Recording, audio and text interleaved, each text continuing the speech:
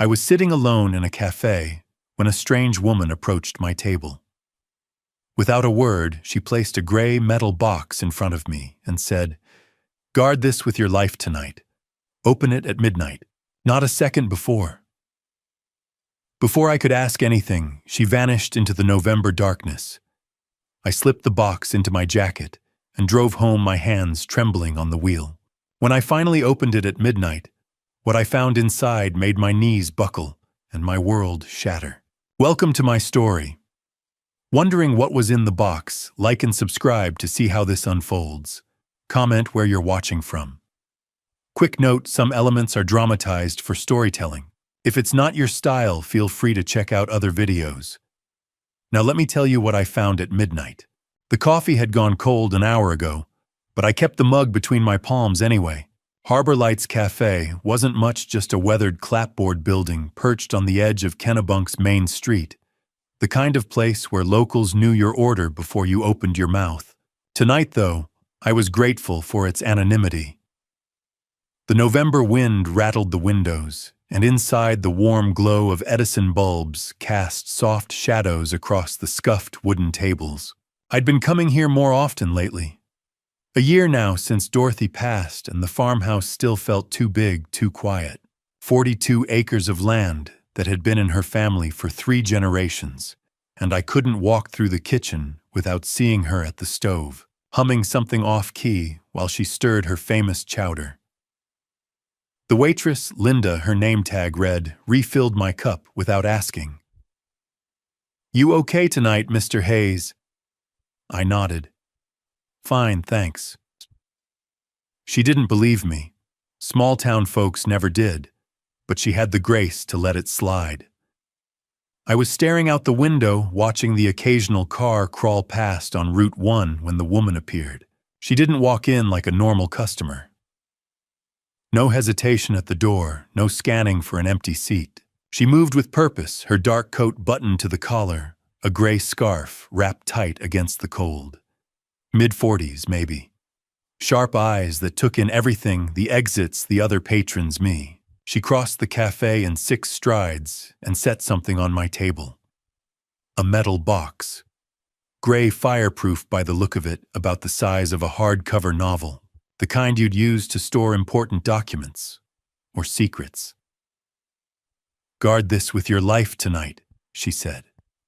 Her voice was low, steady.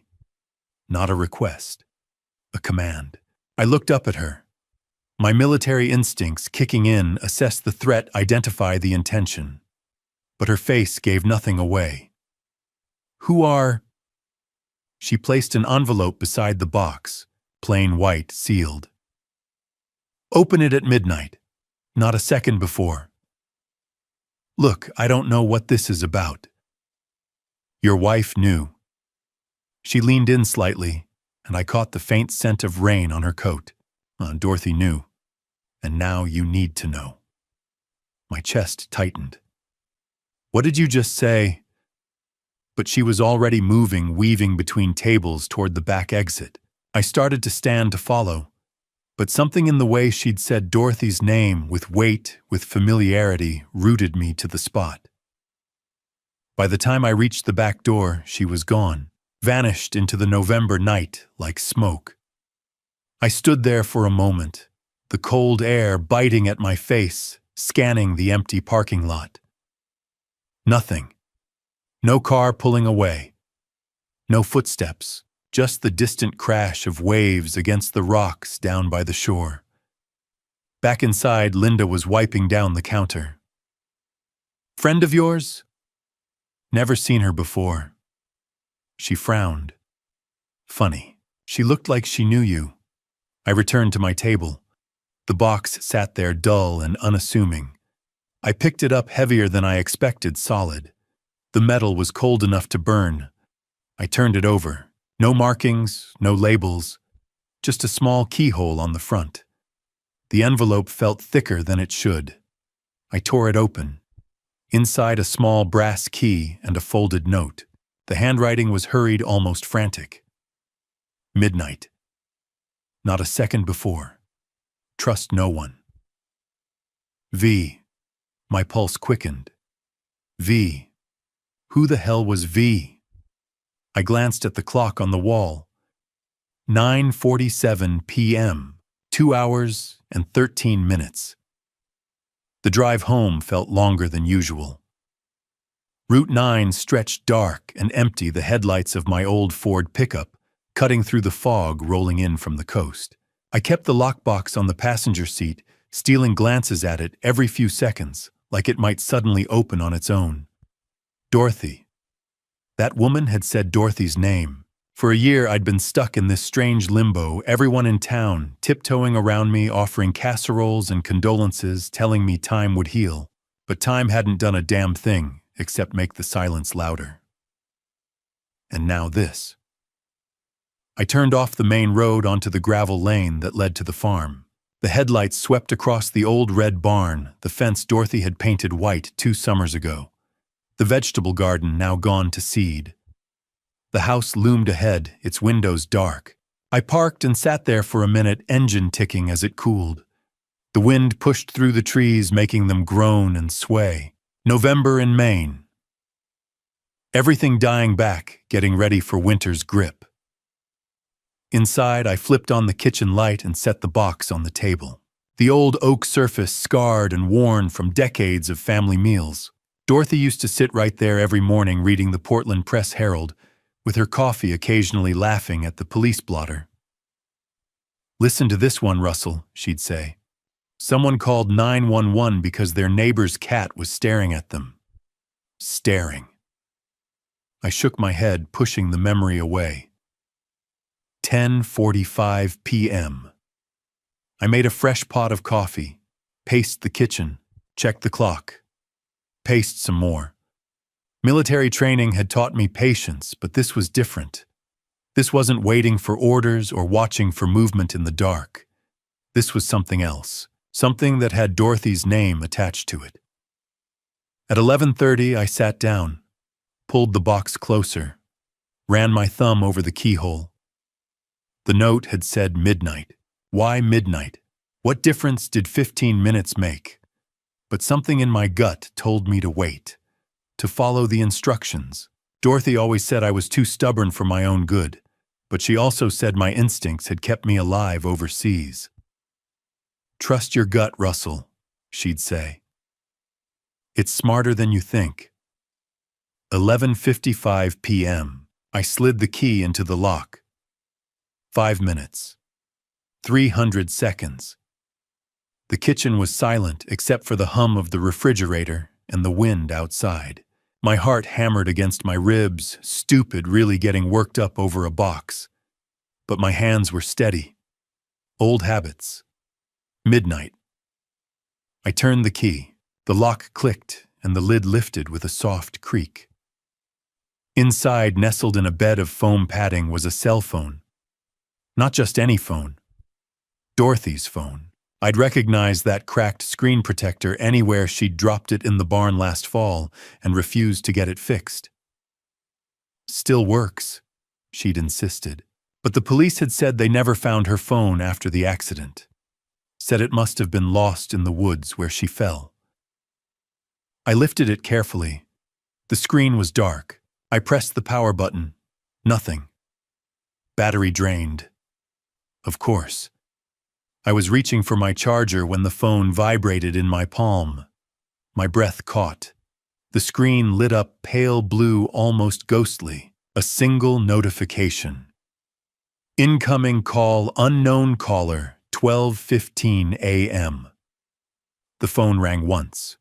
Twice. My hand trembled as my thumb hovered over the green button. I'd lost Dorothy a year ago. Her phone had been missing. And now it was ringing in my kitchen at midnight. I pressed answer and raised it to my ear. Static crackled through the line. Then a voice mechanically distorted, impossible to identify. "Russell Hayes, your life is in danger." I gripped the table. "Who is this?" "Listen carefully. Don't trust your daughter. Don't trust her husband. Don't trust the police." Each word came sharp, deliberate. "Your wife discovered something. Check her office. withdrawal records, large cash amounts. What does Allison have to do with the line went dead? I stood there, Dorothy's phone against my ear, listening to silence. The kitchen clock read 12:30 a.m. My pulse hammered. Don't trust your daughter. Allison, my only child. 38, now married 6 years to Dominic Cruz, a financial advisor with a corner office in Portland. She'd called me every week since I lost Dorothy, checking in, offering help. My daughter. But that voice knew something. Sleep didn't come. By dawn, I was on my third pot of coffee. At 8 a.m., gravel crunched outside. I looked through the window, Allison's silver Lexus. She never showed up unannounced. I opened the door before she knocked. Dad. She smiled, but something was off. I hope it's not too early. I was heading to Portsmouth and thought I'd stop by. Coffee. Please. She set her designer purse on the table right where Dorothy's phone had rung hours ago. You look tired. I'm fine. I poured her a cup. What's this about? She pulled out a folder, thick, official. Dad, you're 67. 42 acres is a lot to manage alone. The barn needs repairs. The fences are falling apart. I'm managing. Are you? She slid the folder across. Pinnacle Holdings made an offer. $3.9 million. The number landed like a stone. You could buy a condo in town. She continued, words rushing now. Be closer to people. To me, Dad, you could move on. Move on, as if Dorothy was just something to get past. I opened the folder. Glossy brochures, legal documents. Real offer, real company. How long have you known about this? Dominic heard about it months ago. He thought of you immediately. Dominic. I set the folder down. I'm not interested. Her jaw tightened. Don't be stubborn. This land is worth more to them than it is to you. This was your mother's family land. 3 generations. And Mom's gone. The words came sharp. She softened. She'd want you to be practical. I studied my daughter, the tension in her shoulders, the tremor in her voice when she said $3.9 million. Don't trust your daughter. I'll think about it. Relief flooded her face. That's all I'm asking. She checked her expensive gold watch. I should go. At the door, she turned. You can't hold on to the past forever. Sometimes letting go is right. I watched her Lexus disappear down the road. $3.9 million. For a farm, nobody should want this badly. Dorothy's office still smelled like lavender sachets she'd kept in the desk drawers. I sat at her roll-top desk, hands shaking, and opened her laptop. Password Russell 1956. My name and birth year. The email loaded. 3 months before she passed Pinnacle Holdings. We're prepared to increase our offer to $3.9 million. I scrolled back. Earlier emails. $3.2 million. Then $3.5 million. They'd pursued her for 6 months. Escalating. Dorothy never mentioned it. I opened the filing cabinet. 2023 financial records. Bank statements. Then cash withdrawals. July, $8,500. First National Bank, Portland. August. $13,600. Main Savings, Kennebunk. September. $20,400. Coastal Credit Union, Biddeford. Total $42,500. Dorothy was meticulous about money. She didn't withdraw $42,000 without a reason. Wedged between files, a small spiral notebook. Her handwriting hurried. August 15th, saw truck again, late. No headlights. Why August 22nd? Dominic asking about property. Pushy. September 3rd. Voices near old well. 2 a.m. they ran. September 10th. Why do they want my farm? The last entry, November 10th. 5 days before I lost her. Something's wrong. I need help. Who can I trust? I stared at the words until they blurred, pounding on the door. Through the window, unmarked sedan, government plates. I shoved the notebook into my jacket and answered. A man, early 50s badge clipped to his belt. Maine State Police jacket. Mr. Hayes, Detective Vincent Morales. We need to talk. Don't trust the police. I stepped aside. Come in. He moved into the kitchen with cop confidence, assessing everything. He sat in Dorothy's chair. I'm reopening the investigation into what happened to your wife. The room tilted. Reopening. New evidence suggests it may not have been accidental. I gripped the counter. What evidence? I can't discuss an active investigation. His voice was smooth, practiced. But I need to ask, had your wife mentioned feeling threatened? Anyone concerning her, who can I trust? No, I said. Nothing. His eyes narrowed. You're sure no unusual behavior? You people told me she fell. That's what happened. That's what the initial report concluded. He stood, handed me a card. But sometimes reports miss things. At the door, he paused. Be careful, Mr. Hayes. There are things about what happened to your wife we didn't tell you. His hand on the knob. And someone doesn't want you knowing the truth. The door closed. His sedan pulled away. I stood alone in the kitchen where Dorothy used to hum, where Allison had eaten 1,000 breakfasts, where a stranger's phone had rung at midnight. I pulled out Dorothy's notebook. Read the last line. Who can I trust? I didn't know anymore. I gestured toward the kitchen table. Have a seat, detective? Morales pulled out Dorothy's chair, the one with the carved armrest she'd traced every morning while reading the paper. He sat with casual authority, but his eyes never stopped moving. The coffee pot, the unopened mail, the framed photo of Dorothy and me. Cop eyes. Always cataloging. I poured myself another cup, keeping my hands steady despite the notebook burning in my jacket pocket. What can I help you with? When was the last time you had visitors?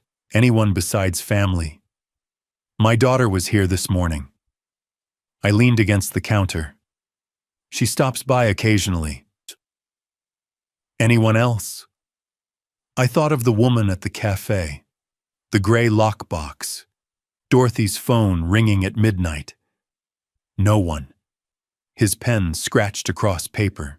And before your wife's accident, did she mention anyone showing unusual interest in the property? Why do they want my farm? No. Morales looked up.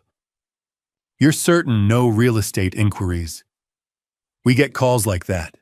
Dorothy handled them. I sipped coffee. She never mentioned anything unusual. A lie. But what could I say? Yes, I just discovered my wife was harassed for months, withdrew $42,500 in cash, and wrote that something was wrong. All things I knew nothing about. What about finances, any unusual transactions? My pulse kicked up. We live simply. Farm income, my pension. Nothing fancy. And your son-in-law, Dominic Cruz. He helps out financially. Dominic's done well. Financial advising. But we don't need help. Morales closed his notepad. Mr. Hayes, I'll be straight. There are people interested in this property. Interested enough to concern me. Pinnacle Holdings made an offer through my daughter this morning. I turned them down. His eyebrows lifted. Yeah, when? This morning. Something flickered across his face. That's admirable, but it might also be dangerous. The word hung between us. What are you saying? There are easier ways to acquire property than making offers. He handed me a card with a handwritten number. Anything unusual happens, call me directly. Day or night? At the door, he paused. The night your wife had her accident mid-November, anything strange, vehicles, sounds. November 15th. The worst night of my life. I was at a supplier meeting in Portsmouth until 9. When I got home, Dorothy wasn't there. I found her near the old well around midnight. The old well. That's quite far from the house. She liked walking the property at night. Said it helped her think. In November, in the dark. I met his eyes. My wife wasn't afraid of the dark. He held my gaze, then nodded. No, I don't suppose she was. After his sedan disappeared, I stood at the window. Something felt wrong. The questions were too specific. Don't trust the police. I pulled out Dorothy's phone. 15% battery, impossible after a year. Unless someone had been maintaining it. I opened the Notes app. Shopping lists, farm reminders, recipes. Dorothy's life in fragments. Then at the bottom, a note dated mid-November, the day before I lost her. The truth is buried where the roses bloom. If I don't come back, Russell, dig deep. My hands shook. The roses. Dorothy's memorial garden. We'd planted it 15 years ago after her mother passed away. 24 peace roses with yellow and pink petals. She'd hidden something there. The phone buzzed. They're watching. Be careful tonight. V. The November sun was sinking. In a few hours, I'd be digging in Dorothy's rose garden. I opened the mudroom closet. Army flashlight. Collapsible shovel. Work gloves. Jacket. The phone buzzed again. A photo this time. Grainy, distant. My farmhouse. My driveway. My truck. Taken today. Someone was watching. Right now. I moved from the window, pulse hammering. Checked the locks. Scanned the tree line. Nothing. But that didn't mean they weren't there. Military training kicked in, situational awareness, defensive positioning. I was 67, but some instincts never fade. The afternoon crawled. I forced down cold chicken and stale bread. Checked the phone constantly. No new messages. At 5 p.m., tires on gravel. I moved to the front window, staying back from the glass. A black Mercedes. Spotless, expensive. It stopped in my driveway like it owned the place. The driver's door opened. Dominic Cruz stepped out. 40 years old, 6 feet tall, lean from expensive gyms. Charcoal suit that cost more than my pension. White shirt, no tie. Perfectly styled hair. Gleaming shoes. And his eyes, cold, calculating, swept the property like he was appraising it. He'd never shown up unannounced. Not once in 6 years. I watched him close the door. Smooth his jacket. Start toward the house with confident, purposeful strides. Then he glanced over his shoulder. Not casually, deliberately. Checking if anyone followed. And I saw it 50 yards back on the county road, half hidden in the trees. Another vehicle. Dark SUV, tinted windows. Dominic never came alone unless there was trouble. And this time he'd brought backup. I opened the door before Dominic could knock. Better to meet him on my terms. Russell. He extended his hand, his smile perfectly calibrated, warm enough to seem friendly, but it never reached his eyes. Those stayed cold. Assessing. I didn't take his hand. Dominic, this is unexpected. I was in the area. Thought I'd check on you. He glanced past me into the kitchen. May I come in? I stepped aside. He moved through my house like he'd already mapped it. his expensive shoes clicking on the hardwood Dorothy had refinished herself 20 years ago. He set a leather briefcase on the kitchen table. Allison mentioned you're thinking about the Pinnacle offer. I said I'd think about it. Good. That's smart. He unzipped the briefcase, pulled out a tablet and several printed spreadsheets. I took the liberty of running some numbers. As your financial advisor, you're Allison's financial advisor, not mine. His smile tightened. Fair enough. As someone who cares about this family, then. He slid a spreadsheet across the table. Property taxes, $18,000 a year, insurance, maintenance, utilities. Your monthly expenses are running around $4,000. I'm aware of my expenses. And your income. He tapped the tablet. Farm revenue is down 30% from 5 years ago. Your pension covers basics, but there's no cushion.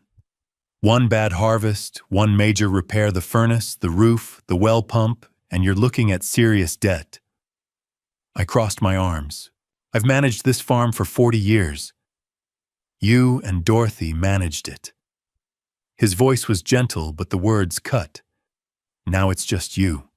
67 years old. How much longer can you maintain 42 acres alone? Long enough. He stood, moved to the window overlooking the back acreage. This property has potential, Russell. Real potential. Pinnacle isn't the only interested party. There are developers, investors, people who understand what this land could be worth in the right hands. And what hands would those be? He turned backlit by the dying afternoon sun. People willing to pay.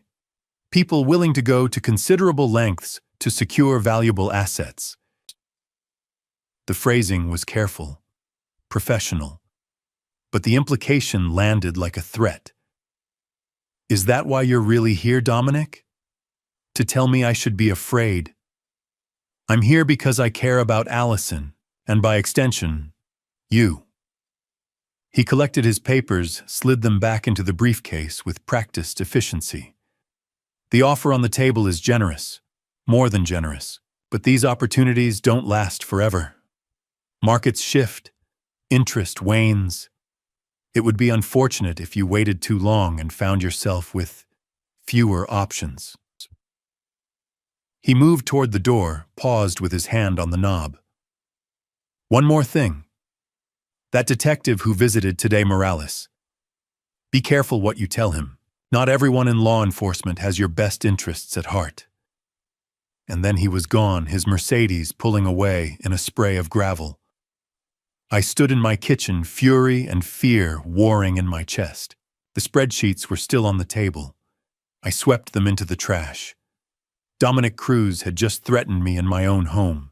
Subtle, deniable, but a threat nonetheless. The question was, what did he think I knew, and how far would he go to keep it secret? The sun set. I paced, made coffee, checked the locks 3 times. At 9 p.m. the phone buzzed. Meet me at your barn. Midnight. Come alone. I have answers. The answers. Finally. I looked out at the darkness beyond my windows. The barn was 100 yards from the house, isolated, surrounded by open ground. If this was a trap, I'd see it coming. And if it wasn't, if V really had answers about what Dorothy discovered, about why she withdrew all that cash, about what was buried in the rose garden, then I had to go. I dressed for the cold, heavy jacket, boots, gloves, clipped the army flashlight to my belt, pulled my old Ka bar knife from the drawer where it had sat unused for 30 years. The leather sheath was cracked, but the blade was still sharp. Before I left, I wrote a note on the back of a feed store receipt. Dennis, if something happens, check the lockbox in my truck. R. I tucked it under the coffee pot where he'd find it in the morning. 11:30 p.m. I grabbed the flashlight and headed out. The November cold hit like a fist. Clear sky, half-moon stars scattered across black. My breath plumed white. The ground was hard under my boots, frost crunching with each step. The barn loomed ahead, dark, silent. Dorothy used to stable 2 horses there back when Allison was young. Now it held old equipment, hay bales, memories of a life that felt impossibly distant. I didn't turn on the flashlight, let my eyes adjust. Approached from an angle, listening. Nothing, just wind rattling the loose siding. 11:45 p.m. I eased open the side door. The hinges screamed. Inside, darkness thick enough to choke on. The smell of old hay motor oil, ancient wood. I clicked on the flashlight. The beam cut through shadows, illuminating dust motes, cobwebs, the rusted shell of Dorothy's old Ford tractor. "Hello!" My voice echoed off the rafters. Silence. Then movement. Fast. To my left. I spun my hand, dropping to the knife. "Don't." A woman's voice. Calm. Authoritative. "I'm not here to hurt you." The beam found her. Mid-40s, dark hair, pulled back, practical clothes, jeans, boots, a black jacket. The same woman from the cafe. The same sharp eyes that missed nothing. But now she was holding up a badge. FBI. Russell Hayes. She lowered the badge. "I'm Special Agent Veronica Hart. Your wife was working with the Bureau before she passed away, and now I need your help to finish what she started." I lowered the knife, but didn't let go. "FBI." My voice came out hoarse. Dorothy never told me anything. She couldn't. Hart stepped closer, her face shadowed in the flashlight's glow. 6 months before she passed, your wife contacted our Boston field office. She discovered something on this property. Something dangerous. The barn suddenly felt too small, too cold.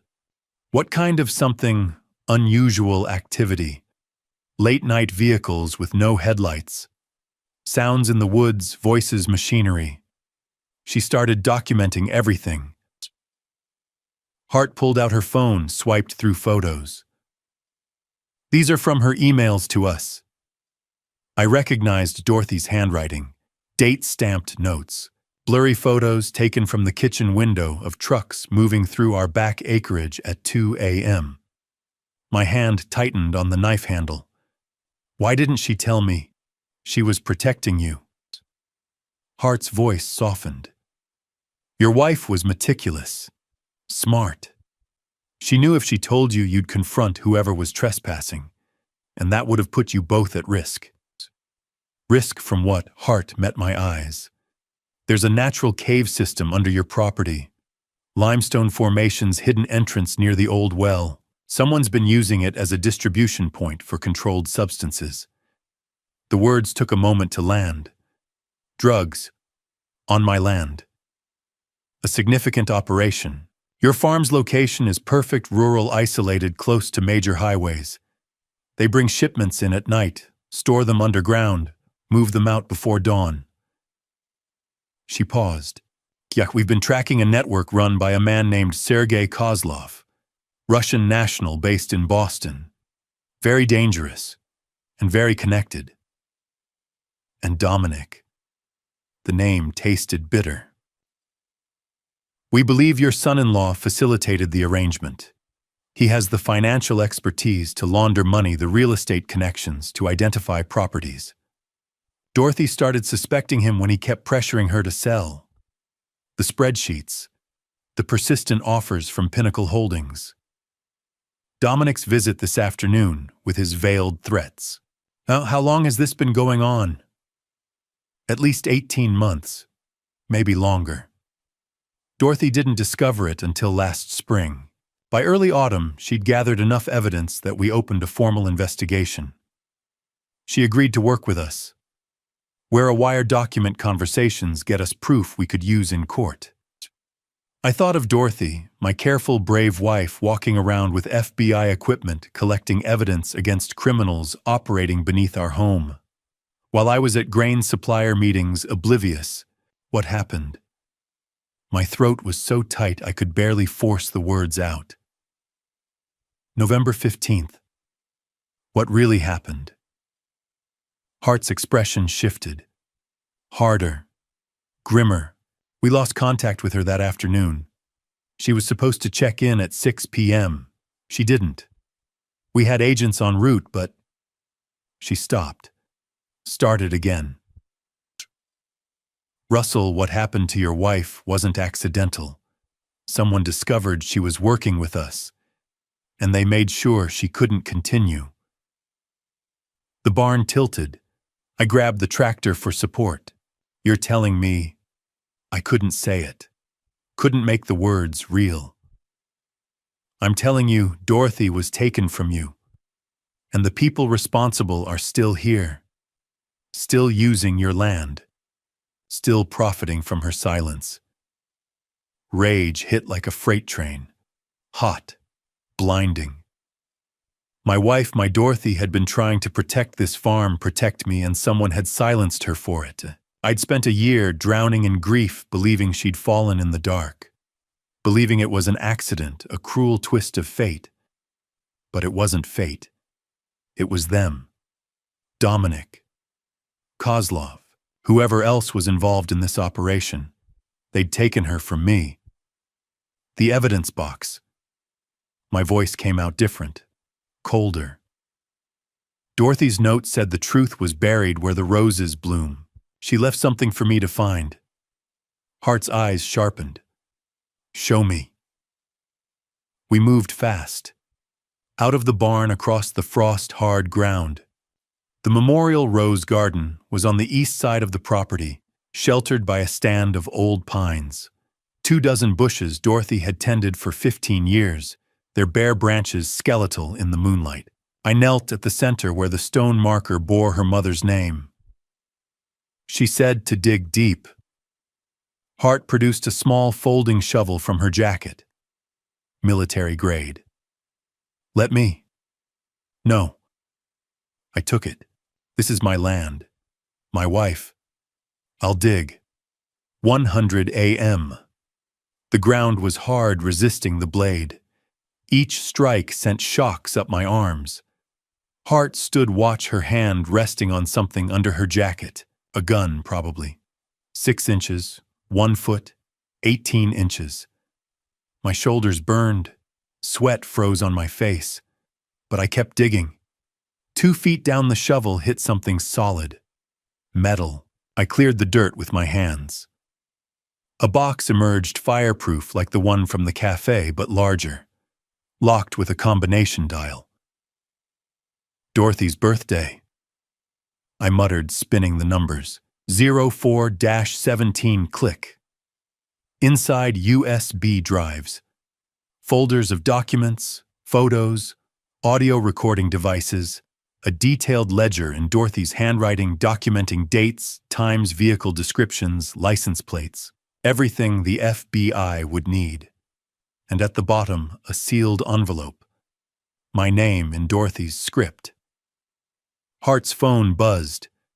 She glanced at it, her expression changing. We need to move. Now. What?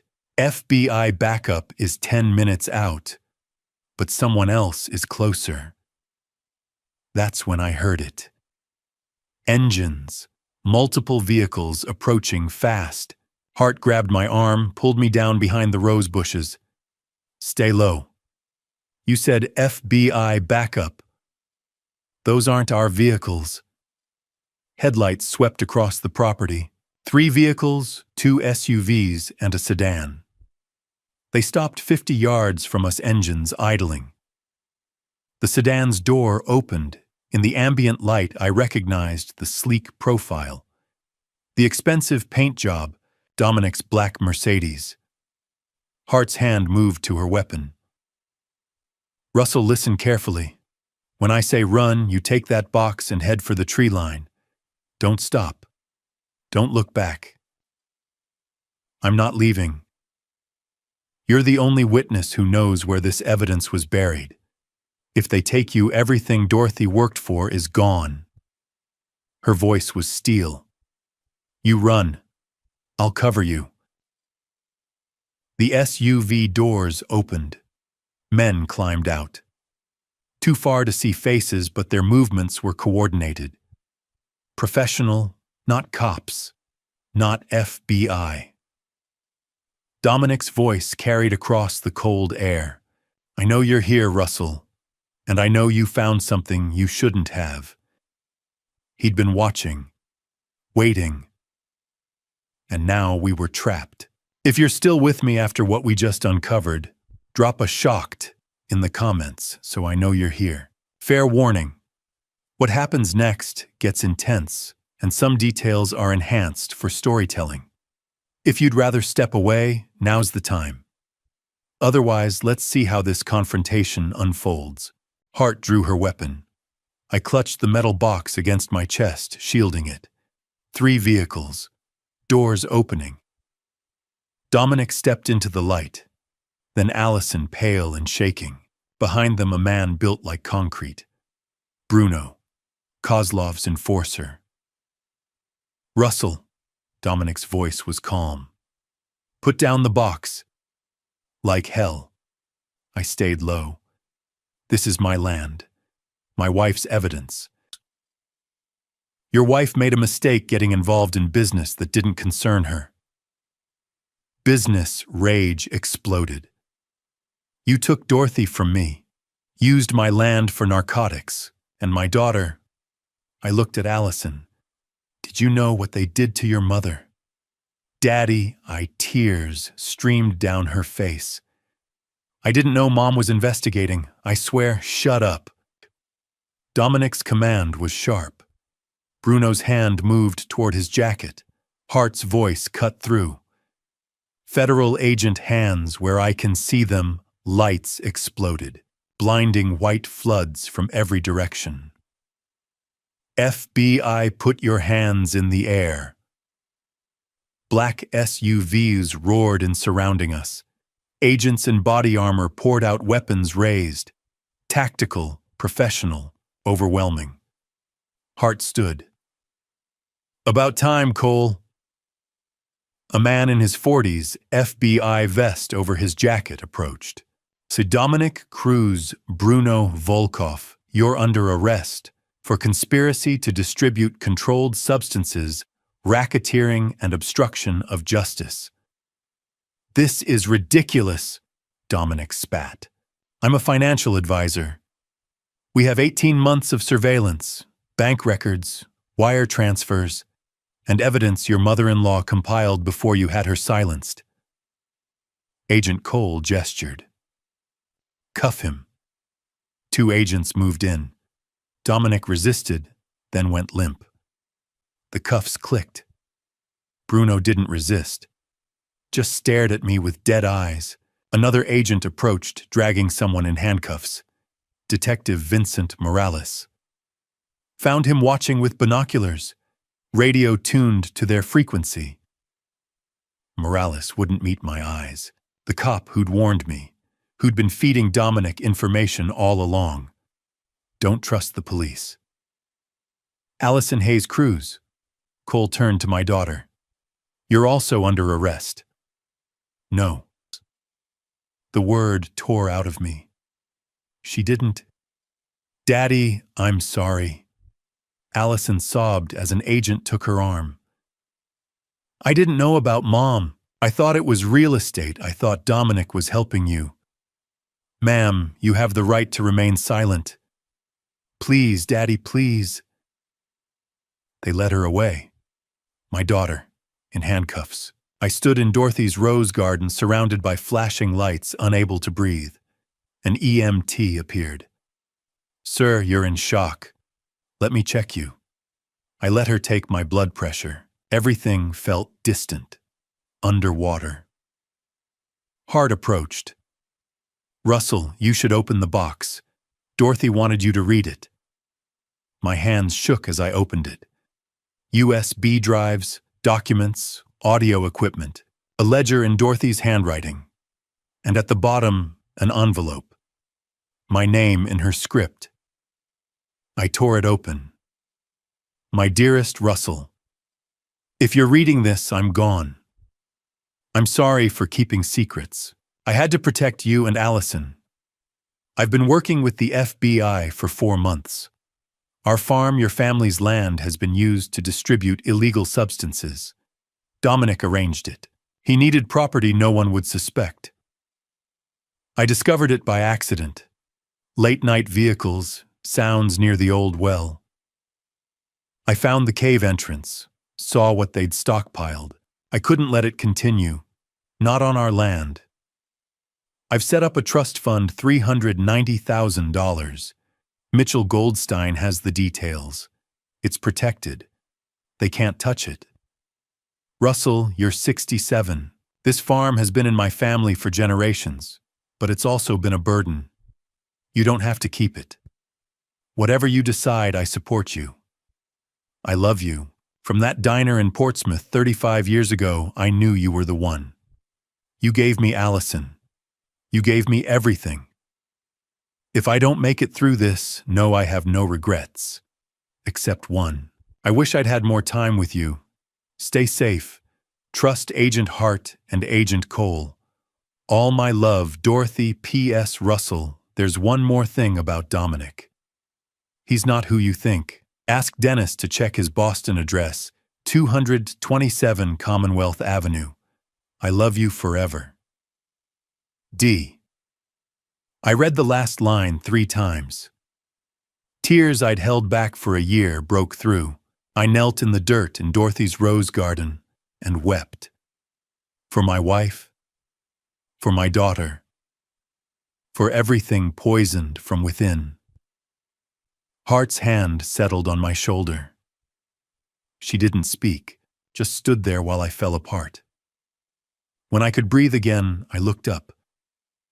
Boston, 227 Commonwealth Avenue. What's there? Her expression was grim. We'll find out. But Russell, whatever Dorothy discovered, it's going to be hard to hear. I folded the letter carefully, tucked it against my chest. I'd already lost everything. How much worse could it get? I sat in the kitchen at 4 a.m., Dorothy's letter still gripped in my hand. The paper was creased, worn from being folded and unfolded. I'd read it 6 times. Memorized every word. Asked Dennis to check his Boston address, 227 Commonwealth Avenue. The arrests had happened hours ago. Flashing lights. Handcuffs. My daughter crying as they led her away. I should have felt relief, but all I felt was empty. The coffee pot hissed. I poured another cup. My 4th. Maybe 5th. Sleep wasn't coming. The phone rang. Dennis, Dorothy's younger brother, 61, a year younger than she'd been. Russell, I'm on my way. I found something about Dominic. Something you need to see. What kind of something? Not over the phone? 2 hours. He hung up. I stood at the window watching darkness fade to gray. The rose garden was still cordoned off with yellow tape. FBI evidence markers dotted the ground. Dorothy had knelt there burying evidence, hoping I'd find it. And I'd been oblivious. By 6 a.m., Dennis's truck pulled up. He climbed out carrying a laptop bag and a thick manila folder. I opened the door. He pulled me into a hug. Dennis wasn't usually demonstrative, but Dorothy's passing had changed things. I'm sorry, he said, for all of it. Come in. He sat up at the kitchen table, the same table where Dominic had spread his threatening spreadsheets yesterday, a lifetime ago. Coffee. Please. He opened the laptop. After you told me about Dorothy's note, the Boston address, I couldn't sleep. So I started digging. Property records, public databases. I've got a friend in Boston real estate. He turned the screen toward me.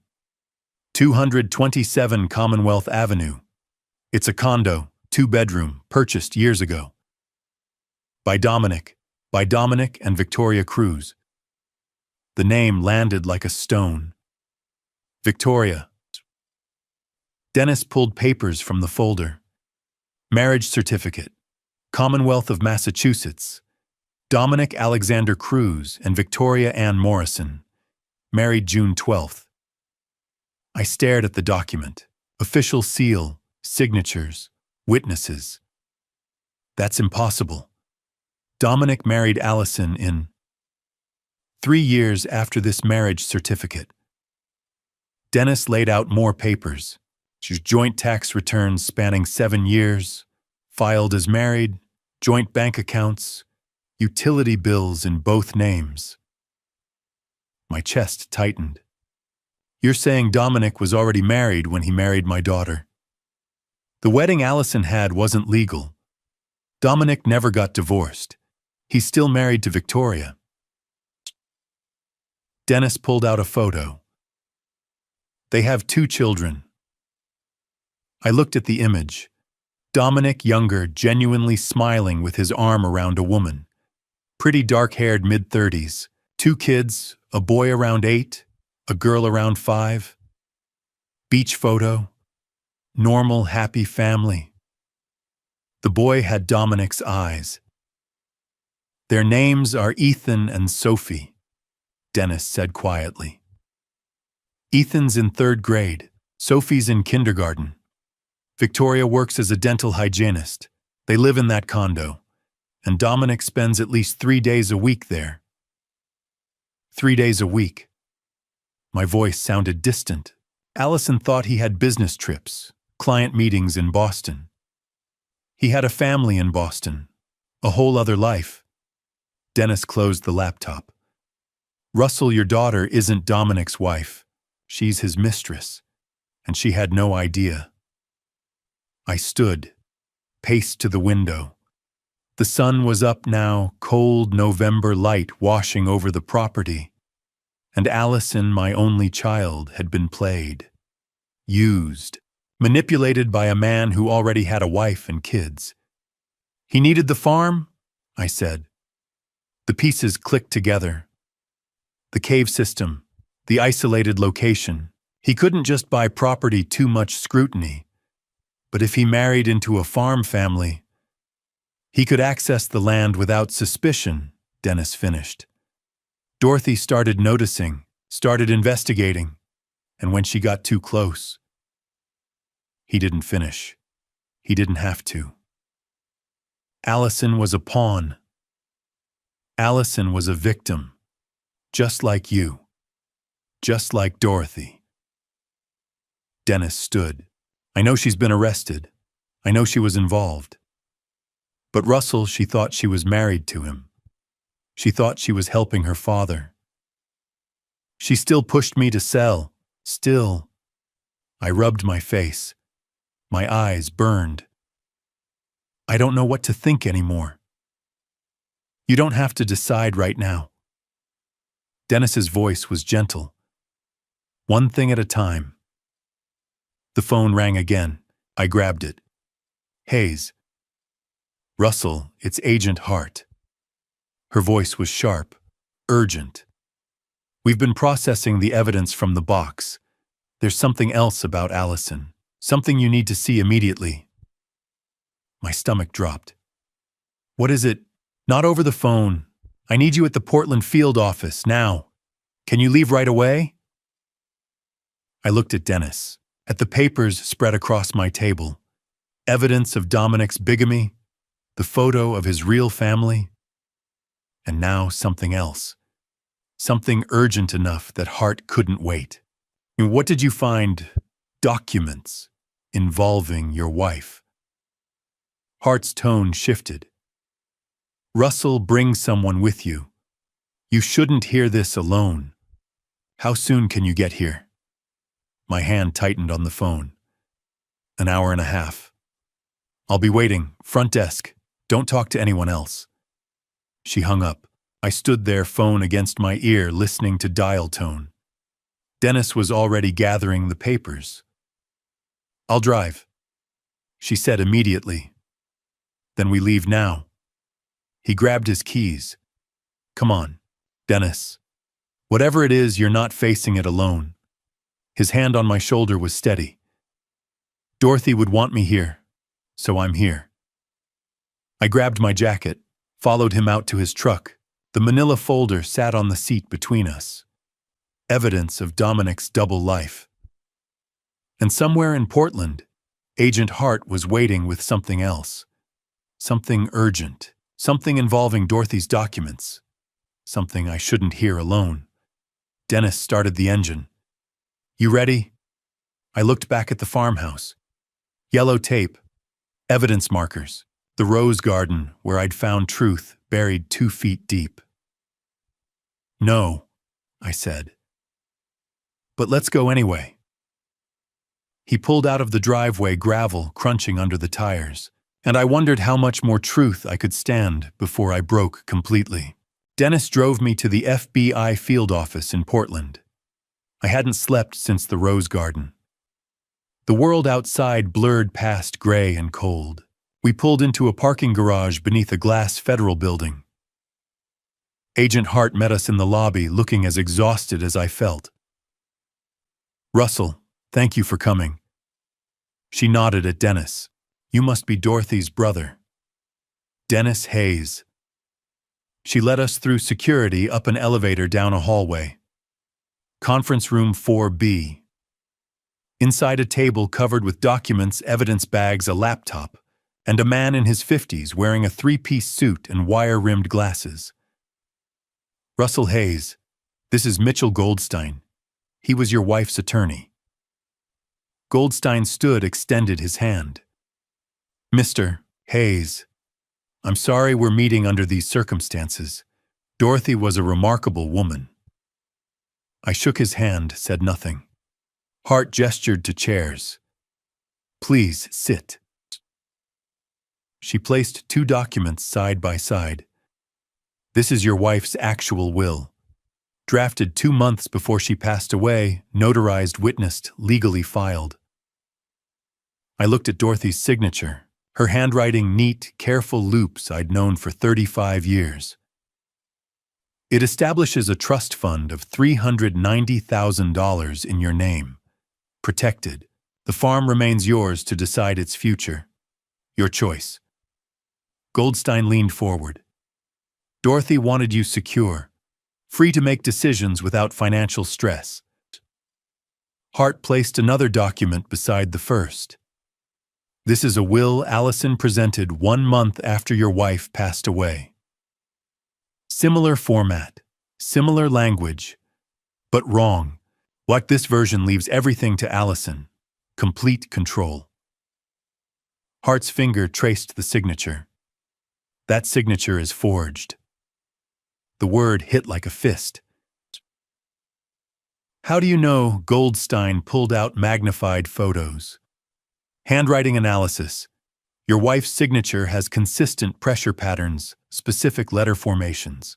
This forgery matches the general shape, but the pressure is wrong. The D in Dorothy is too round. Hart added more photos. Ink dating. Your wife signed the real documents in September. This forged document used different ink, different paper, created after she was gone. Digital forensics confirms it, Goldstein continued, where the forged documents were created on Allison's laptop shortly after Dorothy passed away. We have timestamps. File metadata. She scanned Dorothy's signature from old checks, then digitally placed it on new documents. I stared at the papers. My daughter's crime laid out in technical detail. Why? My throat tightened. So Dorothy left her money. Why would she? Dominic. Hart's voice was flat. He needed immediate access to the farm. The operation was expanding. Kozlov was pressuring him. And Dominic had 2 families to support, Victoria and the kids in Boston, Allison here. He was drowning in debt. The only solution was to control this property and sell it. $3.9 million, enough to pay off Kozlov and disappear. So he told Allison to forge her mother's will. We believe so. Allison claims she didn't know the full extent of his operation. She admits the forgery, but insists Dominic told her Dorothy's actual will was unfair and needed correction. Hart's tone made clear what she thought of that. Dennis spoke. What happens to her now? Allison will be charged with forgery, fraud, and accessory to the conspiracy. If she cooperates, testifies against Dominic, we can offer a plea deal. 4 to 7 years. And Dominic? Federal charges: conspiracy, racketeering, fraud, bigamy. 40 to 50 years. No parole. Hart closed the folder. He'll be 70 when eligible for release. Goldstein slid papers to me. These are your wife's authentic documents. Everything is in order. The $390,000 is yours, completely protected. Allison's forgery never made it past initial review. I flagged it immediately. $390,000. Dorothy's gift. Money I'd rather not have if it meant she was still here. The trust was funded from her personal assets, Goldstein explained. She sold her mother's jewelry collection, liquidated bonds, withdrew savings carefully. She did it quietly so Dominic wouldn't notice. The withdrawals: $42,500. Dorothy protecting me, preparing for the worst. One more thing. Hart showed me her phone. News article. And this went public this morning. Drug ring busted on historic Maine farm. Your name isn't mentioned, but people will figure it out. Dennis stood. Russell needs rest. Anything else? Hart shook her head. Not right now. And if you decide to visit Allison, that's your choice. But she's been asking for you. The drive home was silent. When we reached the farm, Dennis helped me inside. I'll stay tonight. Guest room. I'm fine. You're not fine. Let me help. I was too tired to argue. That evening, a knock at the door. Dennis came back with an envelope. Courier. From Cumberland County Jail. My stomach dropped. I opened it. A single piece of lined paper. Allison's handwriting shaky, hurried. Daddy, please let me explain. I know you hate me, but please come. I need to tell you everything. Allison. I read it 3 times. Dennis looked over my shoulder. You going? I don't know. She's still your daughter. She forged her mother's will. Tried to steal everything Dorothy left me. She was also manipulated by a man who had her believing she was married to him, who used her, lied to her. Dennis sat across from me. I'm not saying what she did was right. I'm saying it's complicated. I folded the letter, tucked it in my pocket. My daughter was in jail. She'd betrayed me, betrayed Dorothy's memory, and she was asking me to hear her side. Dorothy's voice echoed. Stay safe. Trust your instincts. What would my instincts tell me about Allison I didn't know anymore? I held Allison's letter all night, unable to sleep. By morning, Dennis found me at the kitchen table, the paper worn from being read and reread. You going? He asked, pouring coffee. I don't know. He sat across from me. She's still your daughter, Russell. Whatever she's done, she's still yours. She forged Dorothy's will, tried to steal everything. She was also manipulated by a man she believed was her husband, who lied to her about everything. Dennis's voice was gentle but firm. I'm not saying forgive her. I'm saying hear her. Dorothy would want you to. Dorothy. I pulled out her letter, the full version I'd found in the evidence box. I'd read parts of it to Hart and Dennis, but there was more. Personal parts. Just for me. I unfolded it. Read the section I'd skipped before. Russell, if you're reading this, I'm gone. And I know you're angry. You have every right to be. I kept secrets. I put myself in danger. But please, my love, don't let this pain destroy you. You've been through war. You've survived losses before. You're stronger than you know. About Allison, I hope she's not involved deeply. I hope Dominic hasn't pulled her into this darkness. She's our daughter. She makes mistakes. She's stubborn like you, emotional like me. But underneath, she has a good heart. If she's done something wrong, she'll need to face consequences. But Russell, don't lose her completely. Don't let anger poison what's left of our family. Live, my darling. Don't just survive, love. Forgive if you can. I'll always be with you. Dorothy. I folded the letter carefully, tucked it back in my pocket. Okay, I said. I'll go. Dennis drove. Cumberland County Jail was 40 minutes south, a squat concrete building surrounded by chain link and barbed wire. Gray. Institutional. Wrong for my daughter. But she'd put herself here. We parked. Dennis stayed in the truck. Take your time. I'll be here. Inside, fluorescent lights. Linoleum floors. The smell of industrial cleaner and despair. I signed in, showed ID, went through security. Everything metal removed. Belt. Watch. Even my wedding ring went in a tray. They led me to a visiting room. Not the open kind with tables. This was the secure section. Glass partitions. Phones. For inmates considered flight risks or dangerous. My daughter. Dangerous. I sat in a plastic chair. Waited. The door on the other side opened. Allison shuffled in, escorted by a guard. Orange jumpsuit. No makeup. Hair pulled back in a messy ponytail. She'd lost weight. Her face was gaunt shadows under her eyes.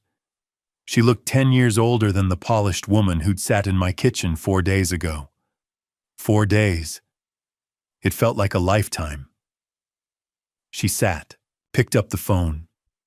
Her hand shook. I picked up mine. Daddy. Her voice cracked. Tears spilled immediately. I'm so sorry. I'm so sorry. I said nothing, just looked at her. I didn't know, she continued, words tumbling out. I swear I didn't know about the narcotics, not until October. I found texts on Dominic's phone, asked him about it. He said it was a business investment gone wrong that he was trying to get out. I believed him. You believed him. My voice was flat. He was my husband. Or I thought he was. Fresh tears. I didn't know about Victoria, about the kids. I didn't know any of it until the FBI told me. But you knew about the forgery. She flinched. Yes. Dominic said he said Mom's will was unfair, that she'd written it when she was upset, not thinking clearly. He showed me a draft he said she'd wanted to make but never finished. He said we were just completing her wishes. And you believed that too. I wanted to believe him. Her voice broke. He was my husband, my partner. I loved him. And he was so convincing, Dad. So, she pressed her palm against the glass. I know that's not an excuse. I know I should have questioned, should have checked. But I was scared. Scared of what? Of him. She looked down. By the time I started suspecting things weren't right, I was in too deep. He'd get angry when I asked questions. She stopped. He'd threaten things, subtly. Say things like, you wouldn't want anyone to think you were involved in financial improprieties, or your father's farm could be investigated for tax issues. I didn't realize he was manipulating me. I just felt trapped. I studied her face, trying to find the truth beneath the tears. When did you find out about your mother? Her whole body shook. The FBI told me. After they arrested me, they said Mom had been working with them, that she'd been investigating Dominic, that what happened to her wasn't an accident. She looked up mascara-streaked face. I swear on everything, Daddy, I didn't know. I would never. Mom was my best friend. I loved her. I miss her every single day. Yet you forged her signature. Yes. She didn't look away. I did. And I'll regret it for the rest of my life. I was wrong. I was stupid. I let Dominic manipulate me. But I never wanted Mom to get hurt. If I'd known what he was really doing, what he was capable of. She couldn't finish. The silence stretched between us. Just the sound of her crying, the hum of fluorescent lights, the distant clang of metal doors. I thought of Dorothy's letter. Don't lose her completely. I thought of my daughter at 5 bringing me dandelions, at 12 helping me fix the barn door, at 20 graduating college while Dorothy and I cheered, and I thought of her at 38, broken and orange jumpsuited behind glass. You'll have to pay for what you did, I said finally. I know. You'll cooperate with the FBI. You'll testify against Dominic. You'll serve your time. I will. Whatever it takes. Her eyes pleaded. Daddy, I know you probably hate me. I understand if you never want to see me again, but please know I'm sorry. I'm so sorry. I stood. She stood too, pressing both hands against the glass. I don't hate you, Allison. The words came slowly. But I don't know how to forgive you yet either. What you did to your mother's memory, to me, it's going to take time. I understand. But you're still my daughter. I placed my hand on the glass, matching hers. And when you get out, if you get out, we'll figure out what comes next. Her face crumpled. Thank you. Thank you, Daddy. The guard touched her shoulder. Time was up. I love you, she said as they led her away. I couldn't say it back. Not yet. But I nodded. Dennis was waiting in the truck. He didn't ask how it went. Just drove. That evening, I stood in Dorothy's bedroom. Our bedroom. The room we'd shared for 35 years. Her clothes still hung in the closet. Her books still stacked on the nightstand. The lavender sachets still tucked in drawers. I pulled out her letter. Read the last lines again. Live, love, forgive if you can. Outside the window, the first snow of the season began to fall. Soft, silent, covering the farm in white. The rose garden, the barn, the fields Dorothy had loved. Winter was here. Long, cold, testing. But winters didn't last forever. Spring would come eventually. I just had to survive until then. March. The last snow melted from the fields. I stood before the memorial rose garden, watering can in hand, and for the first time in 4 months, I felt like I could breathe. The garden had expanded.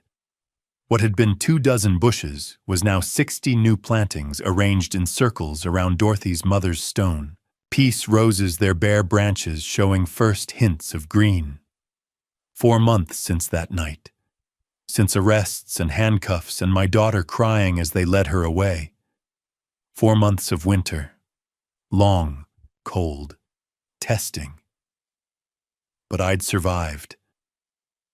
I was 68 now. Birthday had passed in February. I'd lost weight, face more weathered but stronger in ways that had nothing to do with muscle. Russell, Dennis called from the barn. You want to check this beam? I walked across soft ground to where Dennis stood with tools. The barn renovation was his idea. "Can't let this place fall apart," he'd said in January. So he'd stayed, moved into the guest room, helped me work through winter darkness. The beam was solid. I nodded. Dennis smiled and went back to work. Movement caught my eye. Two figures coming from the south field, Owen and Morgan. I'd hired them in February. Young couple, late 20s, looking for farm work. Owen, tall, rangy degree in sustainable agriculture. Morgan, compact, strong background in veterinary science. They were exactly what this farm needed. Energy. Hope. Laughter. "Mr. Hayes." Owen waved. "Irrigation lines are cleared. We can start next week." Morgan grinned, mud-splattered. "I've found 3 old horseshoes. Want 'em for the barn. Dorothy would like that." They headed to the cottage, the old farmhand quarters I'd renovated with trust money. They'd moved in 3 weeks ago, and already it felt lived in. I'd used Dorothy's $390,000 carefully. Security-first cameras, motion lights, new locks. FBI approved sealing the cave entrance once they'd finished evidence collection. 2 tons of concrete. That entrance would never open again. Rose Garden expansion came next. Not practical, but necessary. A place to honor Dorothy. The rest went into infrastructure. New tractor, irrigation system, barn materials, a greenhouse half-built, and the cottage for Owen and Morgan. Because this farm was too big for one man alone. Inside, I made coffee. The kitchen still smelled like Dorothy, sometimes lavender and vanilla. Her things remained. Her mug, her glasses on the windowsill. I hadn't been ready to pack them away. Maybe I never would be. The mail came. Bills, advertisements, and a thin envelope from Cumberland County Jail. Allison's handwriting. I set it aside. Unopened. She'd written twice a week since January. Apologizing, describing therapy, asking about the farm. I hadn't replied. But I kept every letter in Dorothy's desk drawer. Not ready to forgive, but not ready to throw them away either. Progress, I supposed. Dennis came in for lunch. We ate in silence soup Morgan had made bakery bread. "Hear from Agent Hart?" Dennis asked. "Last week. Dominic's getting 45 years. And Allison, 4 years. Plea deal went through. Parole after 3 with good behavior." Dennis nodded. Didn't push. After lunch, Owen knocked on the office doorframe. "Mr. Hayes, we found something in the barn." He handed me a spiral notebook. Worn, stained, Dorothy's handwriting garden journal. I opened it carefully. Sketches, plans, lists in her script. Hayes Heritage Farm. Organic and educational organic vegetables. Greenhouse for year-round. Growing educational tours for school groups. Farm-to-table dinners. Sustainable farming workshops. Page after page of her vision. On the last page, dated 2 months before I lost her. "This farm has been in my family for generations. But it doesn't have to stay the same. Growth isn't betrayal. Change isn't forgetting. Maybe we can build something new while honoring what came before." Russell will think I'm crazy, but I think he'll love it once he sees it working. My vision blurred. She'd been planning this while investigating Dominic, while collecting evidence, while preparing to risk everything. She'd still been dreaming of the future. "Mr. Hayes." Morgan's voice was gentle. "You okay?" "Yeah." I cleared my throat. "Thank you for finding this." Owen and Morgan exchanged a look. "If you want help making it happen." Owen said, "We're in." I looked at them, at their hopeful faces, at the journal full of Dorothy's dreams, at the farm coming back to life. "Okay," I said. "Let's do it." Let's build Hayes Heritage Farm. Morgan grinned. Owen pulled out his phone to take notes, and for the first time since November, I felt something that wasn't grief or anger. I felt purpose. That evening, an email notification popped up. Subject: farm tour inquiry for June. Dear Mr. Hayes, I'm a teacher at Kennebunk Elementary. I heard about your property, and I'm looking for farms willing to host educational tours for our third grade class. Would you be interested? Sarah Mitchell. I stared at the screen. A year ago, this would have been impossible. The farm was barely functioning. I was barely functioning. Everything was falling apart. But now I looked out the window. Owen and Morgan crossing the yard hand in hand. Dennis securing the barn door, whistling. The rose garden stretching across the hillside. Dorothy's journal lay open. Maybe we can build something new while honoring what came before. Her letter echoed. Live. Don't just survive, live. I clicked reply. Dear Ms. Mitchell, yes, we'd be happy to host your class. Let's talk about dates. Russell Hayes. I hit send. Through the window, I watched sunset over the farm. The barn Dorothy had painted. The fields her family had worked for generations. The rose garden where I'd found truth. The first buds appeared on the bushes. Tight, green promises. By June, they'd be blooming yellow and pink and full of life. Maybe Dorothy was right. Maybe it was time to live. June. The farm overflowed with laughter. The third tour group that week was exploring the organic garden, and I couldn't quite believe this was happening. 20 school children from Kennebunk Elementary. Sarah Mitchell's third graders clustered around Morgan as she explained companion planting. Owen demonstrated the irrigation system to their parents. Dennis stood near the barn with his camera documenting everything for the farm's new website. Hayes Heritage Farm. Dorothy's dream alive. 3 months since I'd clicked reply on that first inquiry. 3 months of work preparing fields, building raised beds, creating pathways, printing brochures. Owen and Morgan had thrown themselves into it with an enthusiasm that reminded me why I'd hired them. And it was working. We'd hosted 15 tours in June alone. School groups, families, a garden club from Portland. The organic vegetable stand at the end of the driveway sold out every Saturday. Between tours and produce, we were bringing in steady income enough to cover expenses and pay Owen and Morgan properly. Mr. Hayes. One of the kids tugged my sleeve. Is it true you're 68 years old and you do all this farming? I have help. I gestured to Owen and Morgan. Good help. My grandpa's 68 and he just watches TV. I smiled. Tell your grandpa farming keeps you young. After the tour left, I stood in the rose garden now in full bloom, 60 bushes covered in yellow and pink flowers. Dorothy's memorial. A living monument to her courage. Russell. Dennis approached, tablet in hand. We've got 3 more tour requests for July, and someone from the Portland Press-Herald wants to do a feature article. About what? About this. The farm. The transformation. He paused. They know about the case. About Dorothy.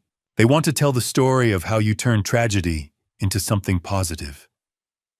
I wasn't sure how I felt about that, but Dorothy had always said sunlight was the best disinfectant. Maybe the story needed telling. Okay. Set it up. 2 weeks later, a different kind of letter arrived. FBI letterhead. Washington, D.C., Mr. Hayes. You are cordially invited to receive the FBI Director's Community Leadership Award in recognition of your cooperation in the investigation and dismantling of an interstate narcotics distribution network. Dennis read it over my shoulder. They want to give you an award. For what? Getting my wife. I stopped. For being stupid enough not to notice what was happening on my own land. For helping them take down Kozlov's entire operation. for testifying, for providing evidence. Dennis's voice was firm. Take the win, Russell. You've earned it. July. Dennis and I flew to Washington, my first time on a plane in 15 years. The FBI headquarters building was glass and steel and security checkpoints. Agent Hart met us in the lobby. She looked different in formal wear suit and heels instead of tactical gear. Russell, thank you for coming. Didn't think I had a choice. You always have a choice. She smiled. Come on. Ceremony's in 10 minutes. The auditorium held maybe 100 people. Other award recipients, their families, FBI personnel. I sat in the front row, uncomfortable in the suit Dennis had made me buy. The FBI director spoke about courage and civic duty. Then Agent Hart took the podium. Russell Hayes lost his wife to a criminal conspiracy operating beneath his family's farm. But instead of retreating into grief, he chose to fight. He provided critical evidence that led to the arrest and conviction of 14 individuals, including the head of a major narcotics distribution network. His cooperation resulted in the seizure of over $2 million in controlled substances and the dismantling of a pipeline that had operated for nearly 2 years. I barely heard the rest, walked to the stage, shook hands, accepted a plaque and a certificate I'd probably never hang. They asked me to say a few words. I looked at the audience, at Hart and Cole in the front row, at Dennis, who'd supported me through the darkest months. I didn't do this for an award, I said. I did this for my wife Dorothy. She was the real hero. She discovered the operation. She collected evidence. She worked with the FBI knowing it put her in danger. My voice caught. She gave her life protecting our land and stopping criminals from using it to harm people. Everything I did to finish what she started. The applause was polite, professional, but Hart's eyes were wet. Afterward, she pulled me aside. Dorothy would be proud of the farm, of you, of everything. How's Allison? Cooperating fully. Model prisoner. Could be out in 4 years with good behavior.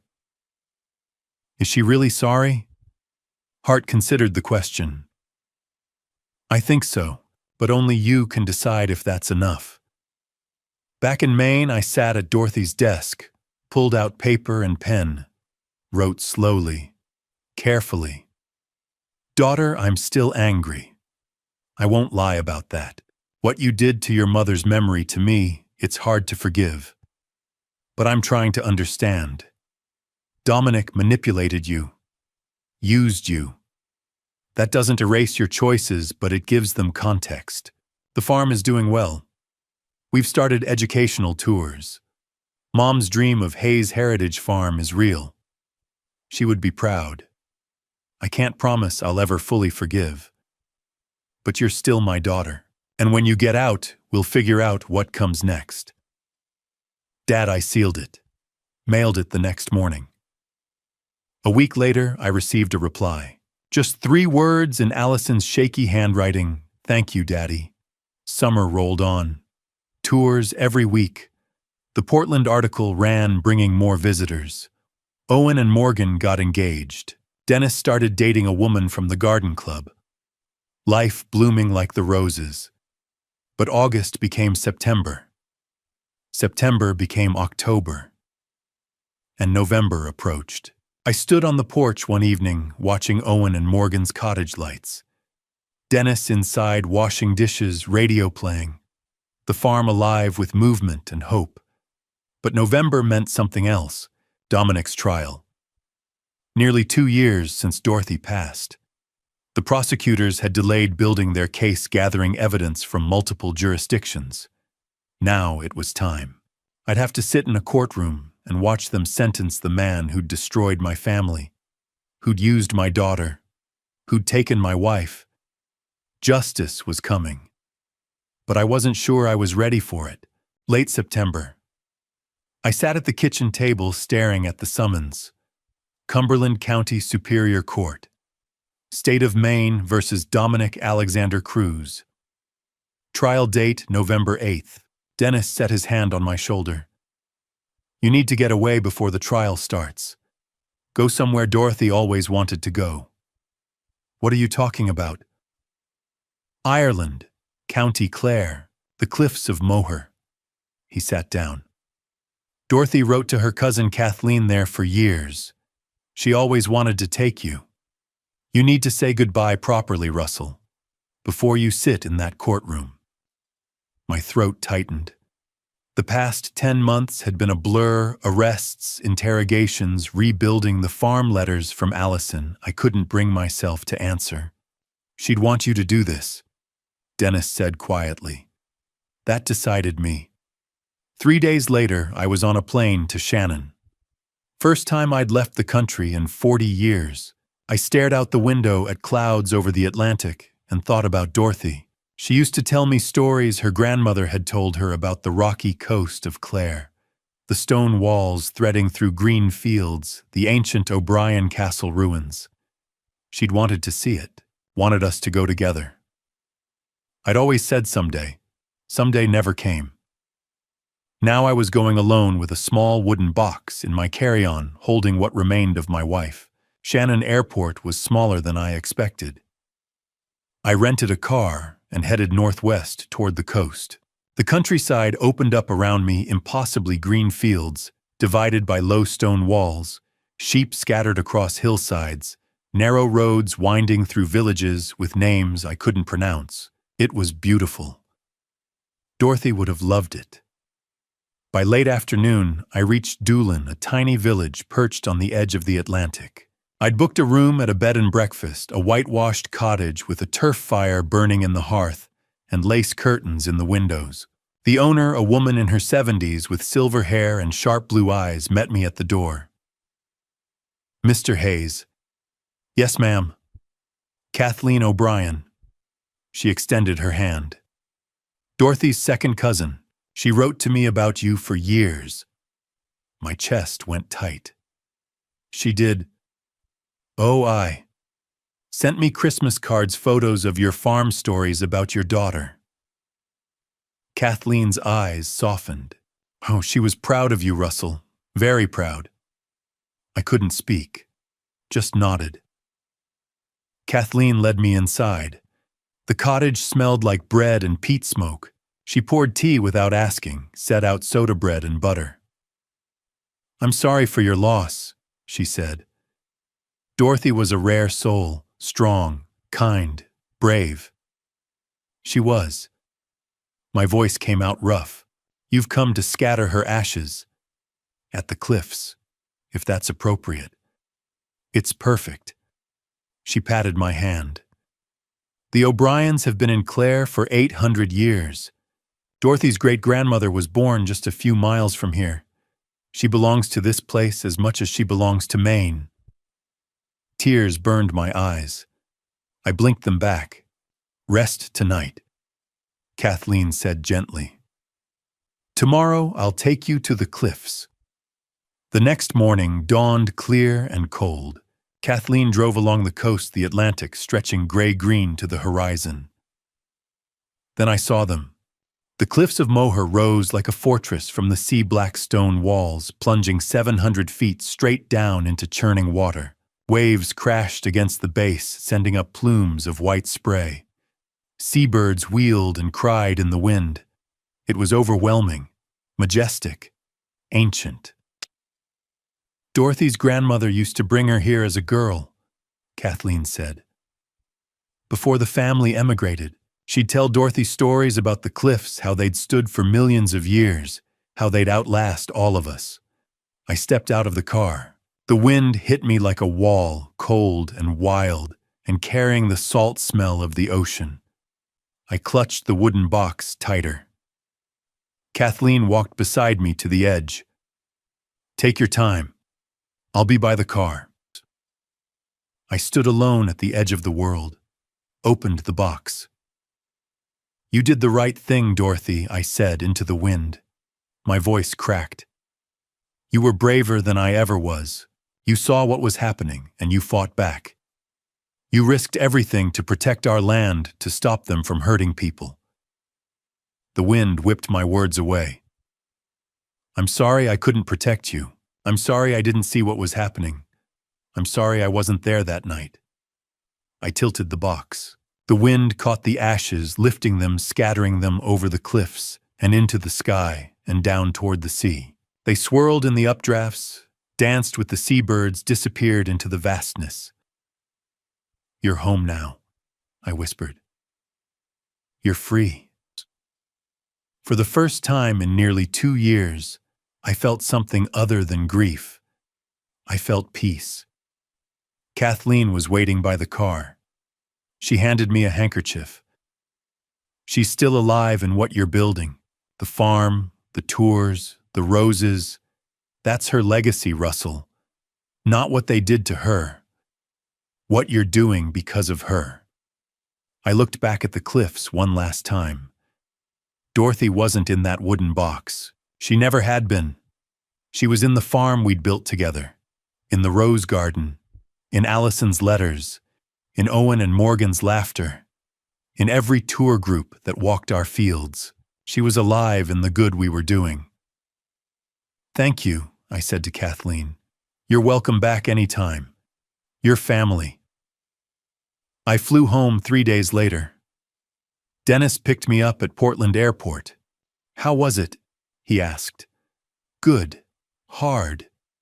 But good. Back at the farm, Owen and Morgan were harvesting the last of the squash.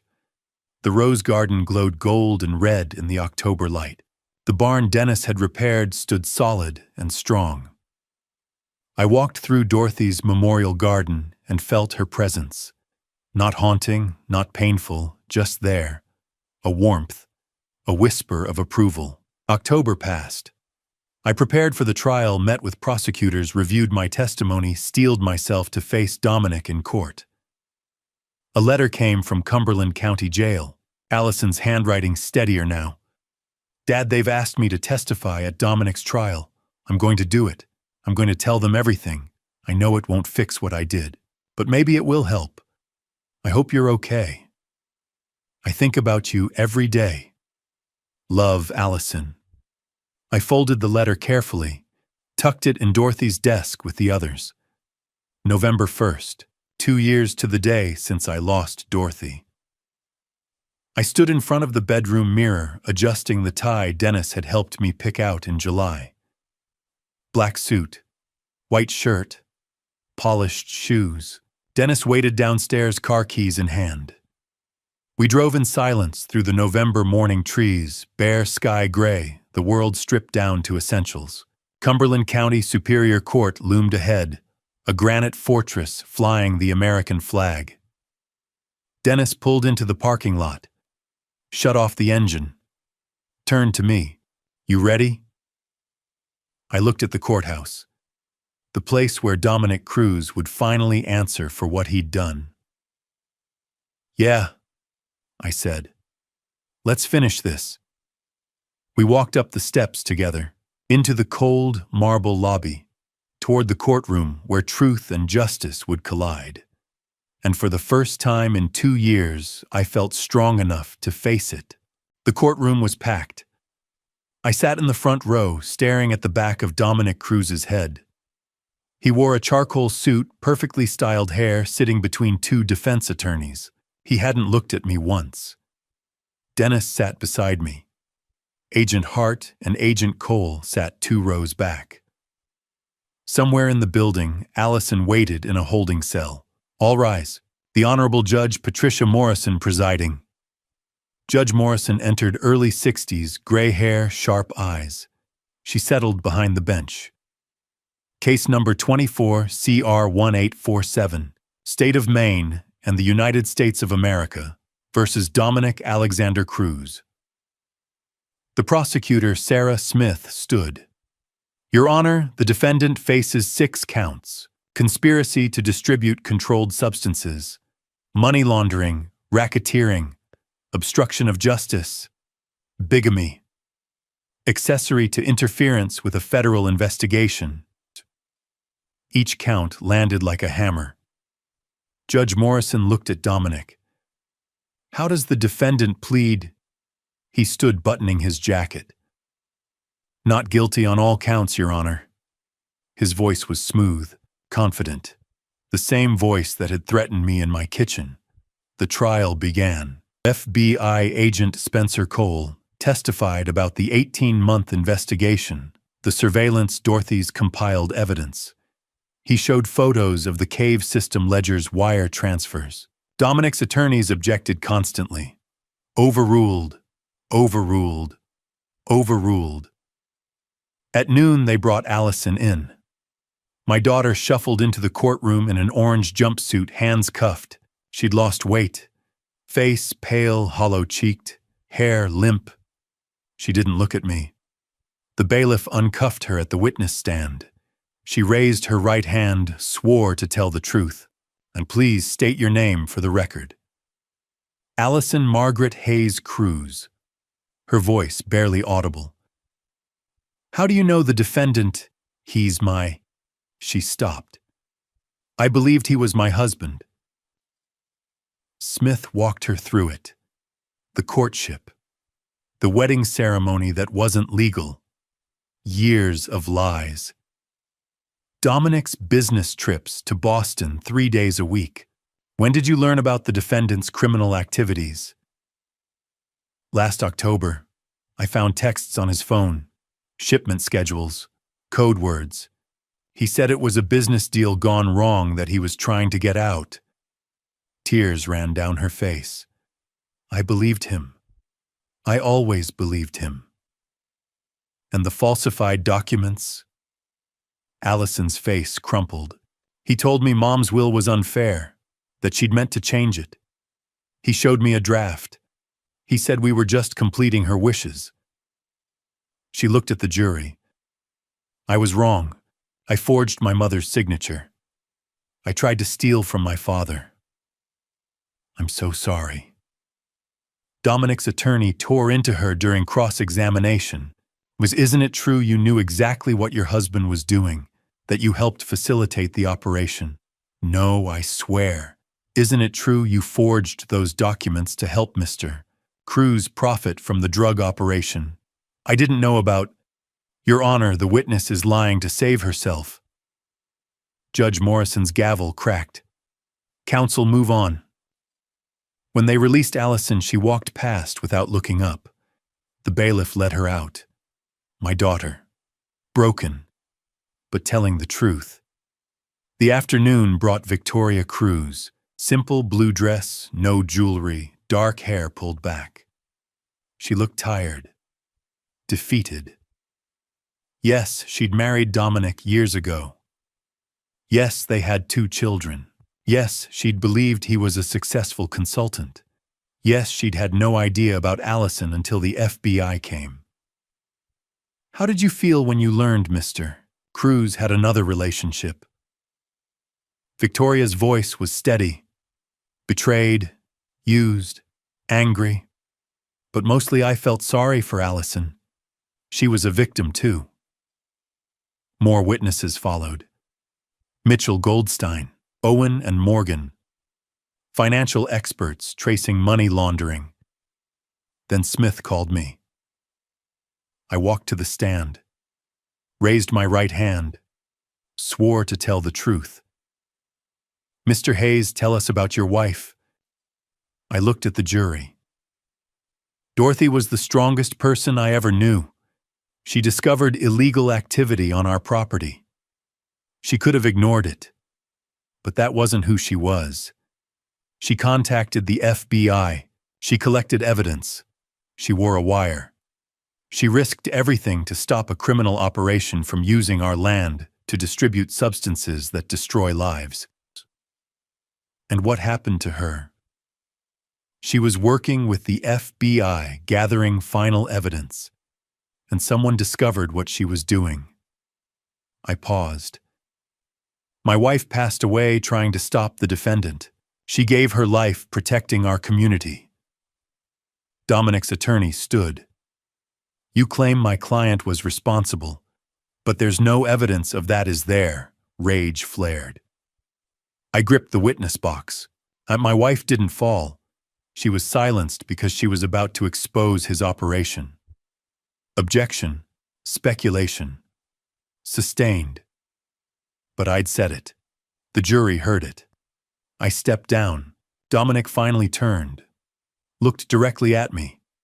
His eyes were empty. Cold. No remorse. Just calculation. The trial lasted 3 more days. Closing arguments. Jury deliberation. On the 4th day, the verdict. The jury filed in. Has the jury reached a verdict? The foreman stood. We have, Your Honor. On count 1, conspiracy to distribute controlled substances, how do you find guilty? Count 2, money laundering, guilty. All 6 counts. Guilty. Dominic's face didn't change. The next morning, Judge Morrison delivered the sentence. Mr. Cruz, you exploited trust. You facilitated a criminal enterprise. You showed no remorse. She paused. I sentence you to 50 years in federal prison without possibility of parole. You are fined $500,000 and all assets are forfeited. 50 years. Dominic would be 90 when eligible for release. The bailiff led him away. He walked past me one last time. Still no emotion. Just that cold, empty stare. Outside on the courthouse steps, November wind cut through my jacket. Reporters shouted. I ignored them. Agent Hart found me.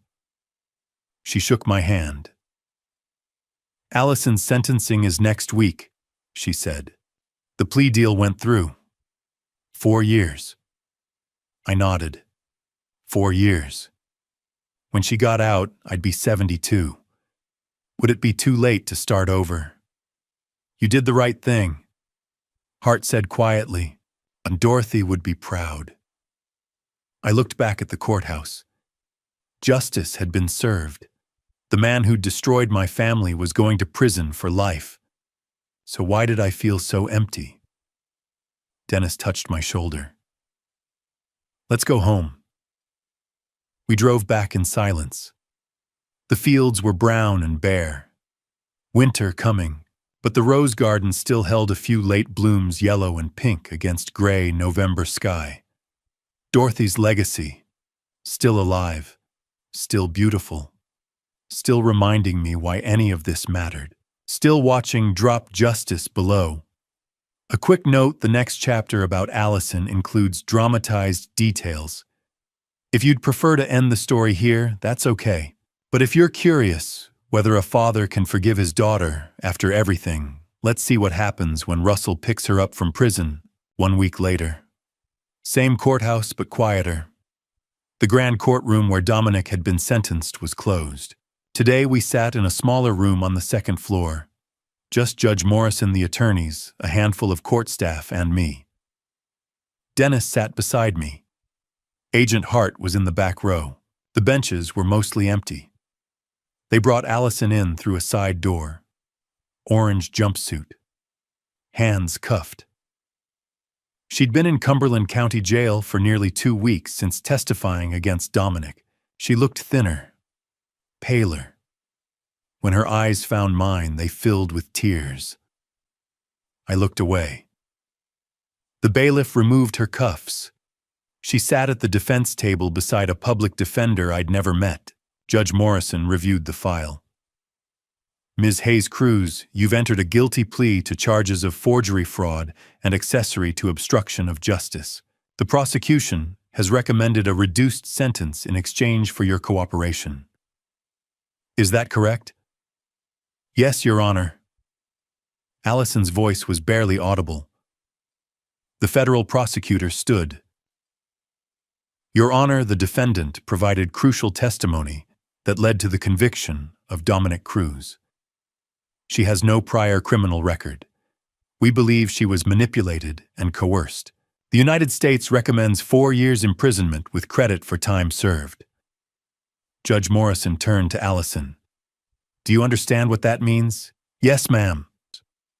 You'll serve your sentence at a federal facility.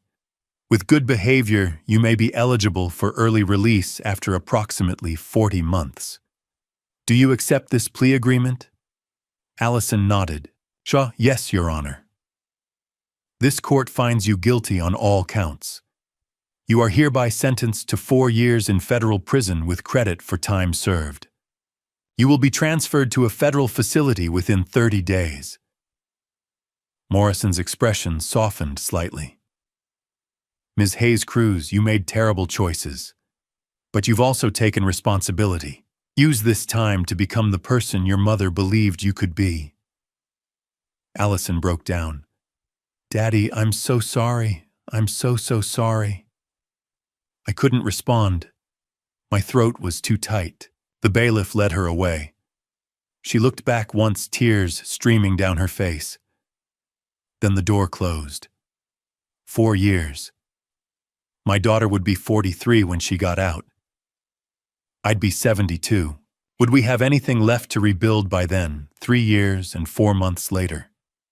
March. I stood in the parking lot of the Federal Correctional Institution in Danbury, Connecticut, watching the gate. My hands were shaking. I gripped the steering wheel of Dennis's truck to steady them. I was 71 now. My hair had gone completely gray. My knees ached in cold weather. The farm kept me strong, but age was winning. The gate buzzed, opened. Allison walked out. She wore civilian clothes, jeans, a plain gray sweatshirt, worn sneakers. Her hair was cut short, practical. She'd aged more than 3 years. Lines around her eyes, a hardness in her posture that hadn't been there before. She saw the truck, stopped, uncertain. I opened the door, climbed out. We stood 15 feet apart in the cold March wind. Hi, Dad, Allison. She walked toward me slowly, like she was approaching a wild animal. When she was close enough, she stopped again. Thank you for coming. I didn't know if you would. Your mother would want me here. She flinched at that, but nodded. Yeah, she would. I gestured to the truck. Get in. It's cold. We drove in silence for the first hour. Allison stared out the window at the passing landscape, bare trees, patches of snow, highway signs. Finally, she spoke. How's the farm? Good. We're doing educational tours now. Owen and Morgan run most of the day-to-day operations. Dennis handles the business side. I read about it, in the articles. She paused. Mom would be proud. She'd be proud of a lot of things, not everything. Allison looked down at her hands. I know. Another mile of silence. Where am I staying? She asked quietly. I've arranged a room at a boarding house in Kennebunk, month to month. It's clean, safe. You'll need to find work. I'm not staying at the farm. I kept my eyes on the road. No. Oh. Her voice was small. I understand. Allison, you forged your mother's will. You tried to steal everything she left me. You were part of a conspiracy that used our land for criminal activity. I glanced at her. I'm here because you're my daughter. But trust that has to be earned back. Slowly. She wiped her eyes. I get it. I do. I'm grateful you came at all. We crossed into Maine as the sun was setting. The landscape shifted to familiar territory, rocky coast pine forests, small towns with white church steeples. Can I at least see the farm? Allison asked. Just once, I considered it, then nodded. Once. I turned off the main highway onto the back roads leading home. The farm appeared. As the last light faded the barn, Dennis had rebuilt the greenhouse, glowing with grow lights, the expanded rose garden stretching across the hillside. Allison's breath caught. It's beautiful. I parked near the main house. Come on. I led her past the barn, past the vegetable fields now dormant for winter to the memorial garden. It had grown. What had been 60 bushes was now more than 100 arranged in concentric circles. And at the center, a granite stone waist-high engraved with simple words. Dorothy O'Brien Hayes, Truth Seeker. Protector. Beloved wife. Allison stood frozen, staring at her mother's memorial. Then she fell to her knees in the dirt. "Mom," she whispered. "Mom, I'm so sorry. I'm so sorry." Her voice broke. "I didn't know. I should have known. I should have protected you. I should have seen what he was. I'm sorry I failed you. I'm sorry I hurt Dad. I'm sorry for everything." She sobbed into her hands, shoulders shaking. I stood back watching, feeling the weight of 3 years of prison letters of apologies, written and rewritten, of my daughter's long, slow journey toward understanding what she'd lost. This wasn't performance. This wasn't manipulation. This was real grief, real remorse. Maybe I thought there was hope after all. The March wind moved through the bare branches. Somewhere in the distance, Owen and Morgan's cottage glowed with warm light. The farm was alive, thriving exactly as Dorothy had dreamed. And my daughter was home. Not forgiven. Not yet. But home. June. 3 months since I'd driven Allison home from prison. Hayes Heritage Farm was alive with voices. Over 200 people wandered the grounds. Families with children, elderly couples, students from the local high school, reporters with cameras. The 3rd annual summer festival, and the biggest yet. I stood near the barn, 71 years old, and feeling every year of it, watching the controlled chaos with something close to wonder. Dennis managed the parking, directing cars into the south field, with the efficiency of a man who'd found his calling. Owen led a group through the greenhouse, explaining hydroponic systems and sustainable growing. Morgan demonstrated beekeeping at the new apiary, a dozen kids clustered around her in protective suits. The farm had become something I'd never imagined. Not just a working farm, a community, a symbol of resilience. Dorothy's dream fully realized. "Mr. Hayes." A young woman approached, notebook in hand. "I'm from the Portland Press-Herald. Can I ask you a few questions?" "Make it quick. I've got work to do." She smiled. "How does it feel to see the farm like this after everything you've been through?" I looked across the fields, the rose garden in full bloom, the education center, a new timber frame building we'd opened last month, where kids learned about crop rotation and soil health, the vegetable stand overflowing with produce. "It feels like Dorothy's still here," I said. "Like she's watching, and maybe smiling." The reporter scribbled notes. "Thank you, Mr. Hayes." She moved on. I walked toward the main gathering area where Dennis had set up picnic tables under white tents. That's when I saw her. Allison stood at the edge of the parking lot, half hidden behind her old Honda Civic. She wore a simple sundress, her short hair grown out a little. She was staring at the crowd, like she didn't know if she was allowed to join. I'd seen her twice since March. Once at the boarding house to drop off some of Dorothy's old books, once at a diner in town where we'd shared an awkward, silent lunch. She'd found work at a grocery store. She attended therapy twice a week. She'd sent me 3 letters, each one shorter and more uncertain than the last. But I hadn't invited her to the festival. She must have come on her own. I walked over. She saw me coming and straightened, nervous. "Dad, I'm sorry. I know I wasn't invited. I just wanted to see." She gestured at the farm. "I'll leave if you want." "You drove all the way from Kennebunk." I can go. I don't want to ruin. You're here. I sighed. Come on. Her eyes widened. Really? Don't make me change my mind. We walked through the festival together. Allison stayed close to my side, quiet, taking everything in. Kids ran past, chasing each other. A bluegrass band played near the barn. The smell of grilled corn and fresh bread filled the air. It's incredible, she whispered. Dad, it's everything Mom wanted. We got lucky. Good people. Hard work. Dorothy's trust fund gave us the foundation.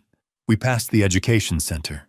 Through the windows, I could see displays about sustainable farming, photos of Dorothy working in her garden, a timeline of the farm's history. Allison stopped, stared at a photo of Dorothy Young, laughing, holding a basket of tomatoes. I miss her, Allison said. Every day, every single day. So do I. We kept walking, reached the rose garden, now expanded to over 100 bushes, all in peak bloom. Yellow, pink, white, red, an explosion of color and fragrance. Dorothy's granite memorial stood at the center, surrounded by flowers. Allison approached it slowly, knelt in the grass. Mom, she said quietly. I'm trying. I promise I'm trying to be better, to be someone you'd be proud of. She touched the stone. I'm sorry it took so long to understand. I'm sorry for everything. I stood back, giving her space. After a moment, she stood, turned to me. Dad, I know I don't deserve forgiveness. I know what I did was unforgivable. But I want you to know I'm going to spend the rest of my life trying to make it right. Your mother used to say everyone deserves a second chance. I met her eyes. Maybe she was right. Allison's face crumpled. Thank you. Thank you, Dad. Slow, Allison. We go slow. You can visit sometimes, but you have to keep working. Keep going to therapy. Keep proving you've changed. I will. I promise. Mr. Hayes. Owen jogged over, grinning. You gotta see this. Morgan's got something to show you. I followed him to the cottage. Morgan stood on the porch, holding a bundle wrapped in a soft yellow blanket. Russell, she said, smiling. Why, meet Dorothy Hayes Thompson. She pulled back the blanket. A baby girl, maybe 6 months old, with Morgan's dark eyes and Owen's button nose. The baby blinked up at me, curious. My chest went tight. You named her. After the bravest woman we ever met. Owen put his arm around Morgan. We hope that's okay. I reached out. Morgan placed the baby in my arms. So light, so warm. I looked down at that tiny face and felt Dorothy's presence like a hand on my shoulder. Hello, little one, I whispered. Your namesake would have loved you. The baby grabbed my finger, held on tight. Allison watched from a few feet away, tears running down her face. That evening, after the last guests had left, after Owen and Morgan had taken baby Dorothy home, after Dennis had locked up the barn, I walked alone through the rose garden. The sun was setting, painting the sky orange and gold. The flowers glowed in the fading light. Somewhere a bird sang its evening song. I stopped at Dorothy's memorial. You see this M, I said to the stone, to the flowers, to the wind. We're living, we're loving, we're forgiving. Just like you wrote. The summer breeze carried the scent of roses, sweet and rich. Allison came today. She's trying, Dorothy, really trying. I don't know if I can fully forgive her. But I'm trying too. Shatita, I touched the granite warm from the sun. The farm is thriving. There's a baby named after you. Owen and Morgan are talking about building a house on the back 40. Dennis is happy. And me, I paused. I'm still here, still standing, because you taught me how. The wind picked up rustling through the bushes, and for just a moment I could have sworn I heard her voice. Live, Russell, just live. I smiled. I am, sweetheart. I am. I walked back to the farmhouse lights glowing in the windows, smoke curling from the chimney where Dennis was making dinner, the place Dorothy and I had built together. The place that had survived corruption and grief and loss. The place that was somehow still full of hope. October. I stood in front of the new sign freshly painted and mounted on 2 sturdy posts at the entrance to the property. Hayes Education and Heritage Center, grand opening, November 1st. The building behind it was simple but solid timber frame, large windows, a wraparound porch. Inside were classrooms, a demonstration kitchen, a library filled with books about sustainable agriculture and Maine history. Display cases held Dorothy's garden journal's photos of the farm through 3 generations' artifacts from the O'Brien family. It had taken the last of Dorothy's trust fund, every penny. But standing here looking at what we'd built, I knew she'd approve. Dennis walked up beside me, coffee mug in hand. Looks good. It does. Dorothy would be proud. I hope so. He clapped my shoulder. She is. Trust me. The grand opening drew a crowd over 100 people, including the mayor of Kennebunk, a state representative and reporters from 3 newspapers. Agent Hart came up from Boston. Owen and Morgan gave tours while baby Dorothy napped in a carrier on Morgan's chest. I gave a short speech, my voice rougher than I'd expected. My wife Dorothy believed this farm could be more than just a place to grow food. She believed it could be a place to grow people, to teach kids where their food comes from, to show them that hard work and care for the land matter. I paused, looking at the faces in the crowd. This center is her dream made real, and it's a promise that her courage, her sacrifice won't be forgotten. Applause echoed across the property. Hart caught my eye from the back of the crowd and nodded. Afterward, people wandered through the building, examining displays, asking questions. A teacher from the elementary school signed up 6 classes for spring tours. A homeschool co-op wanted to do weekly workshops. The farm was becoming something bigger than I'd ever imagined. 3 weeks later, Thanksgiving arrived cold and clear. We'd transformed the barn into a dining hall. Dennis and Owen had built long tables from reclaimed wood. Morgan and Allison, who'd been visiting more often, tentatively finding her place, had strung lights across the rafters. The space glowed warm and golden. I stood at the head of the table looking at the faces gathered there. Dennis, my brother-in-law and partner in keeping this place alive. Owen and Morgan, who'd brought youth and energy and hope. Baby Dorothy, now 8 months old, babbling happily in her high chair. Agent Hart, who'd driven up from Boston despite it being her only day off. And Allison sitting near the end, quiet but present. Before we eat, I said, I want to say something. Silverware stilled. Everyone looked at me. 5 years ago, I lost my wife. I thought I'd lost everything. This farm, this family, my future, all of it felt like it was slipping away. My voice steadied. But Dorothy left me more than a trust fund. She left me a mission. She taught me that protecting what's right matters, that second chances matter, and that family isn't always about blood. It's about who shows up, who stays, who fights alongside you. I looked around the table. So I'm grateful. For Dorothy, who showed me what courage looks like. For Dennis, who never left. For Owen and Morgan, who brought this place back to life.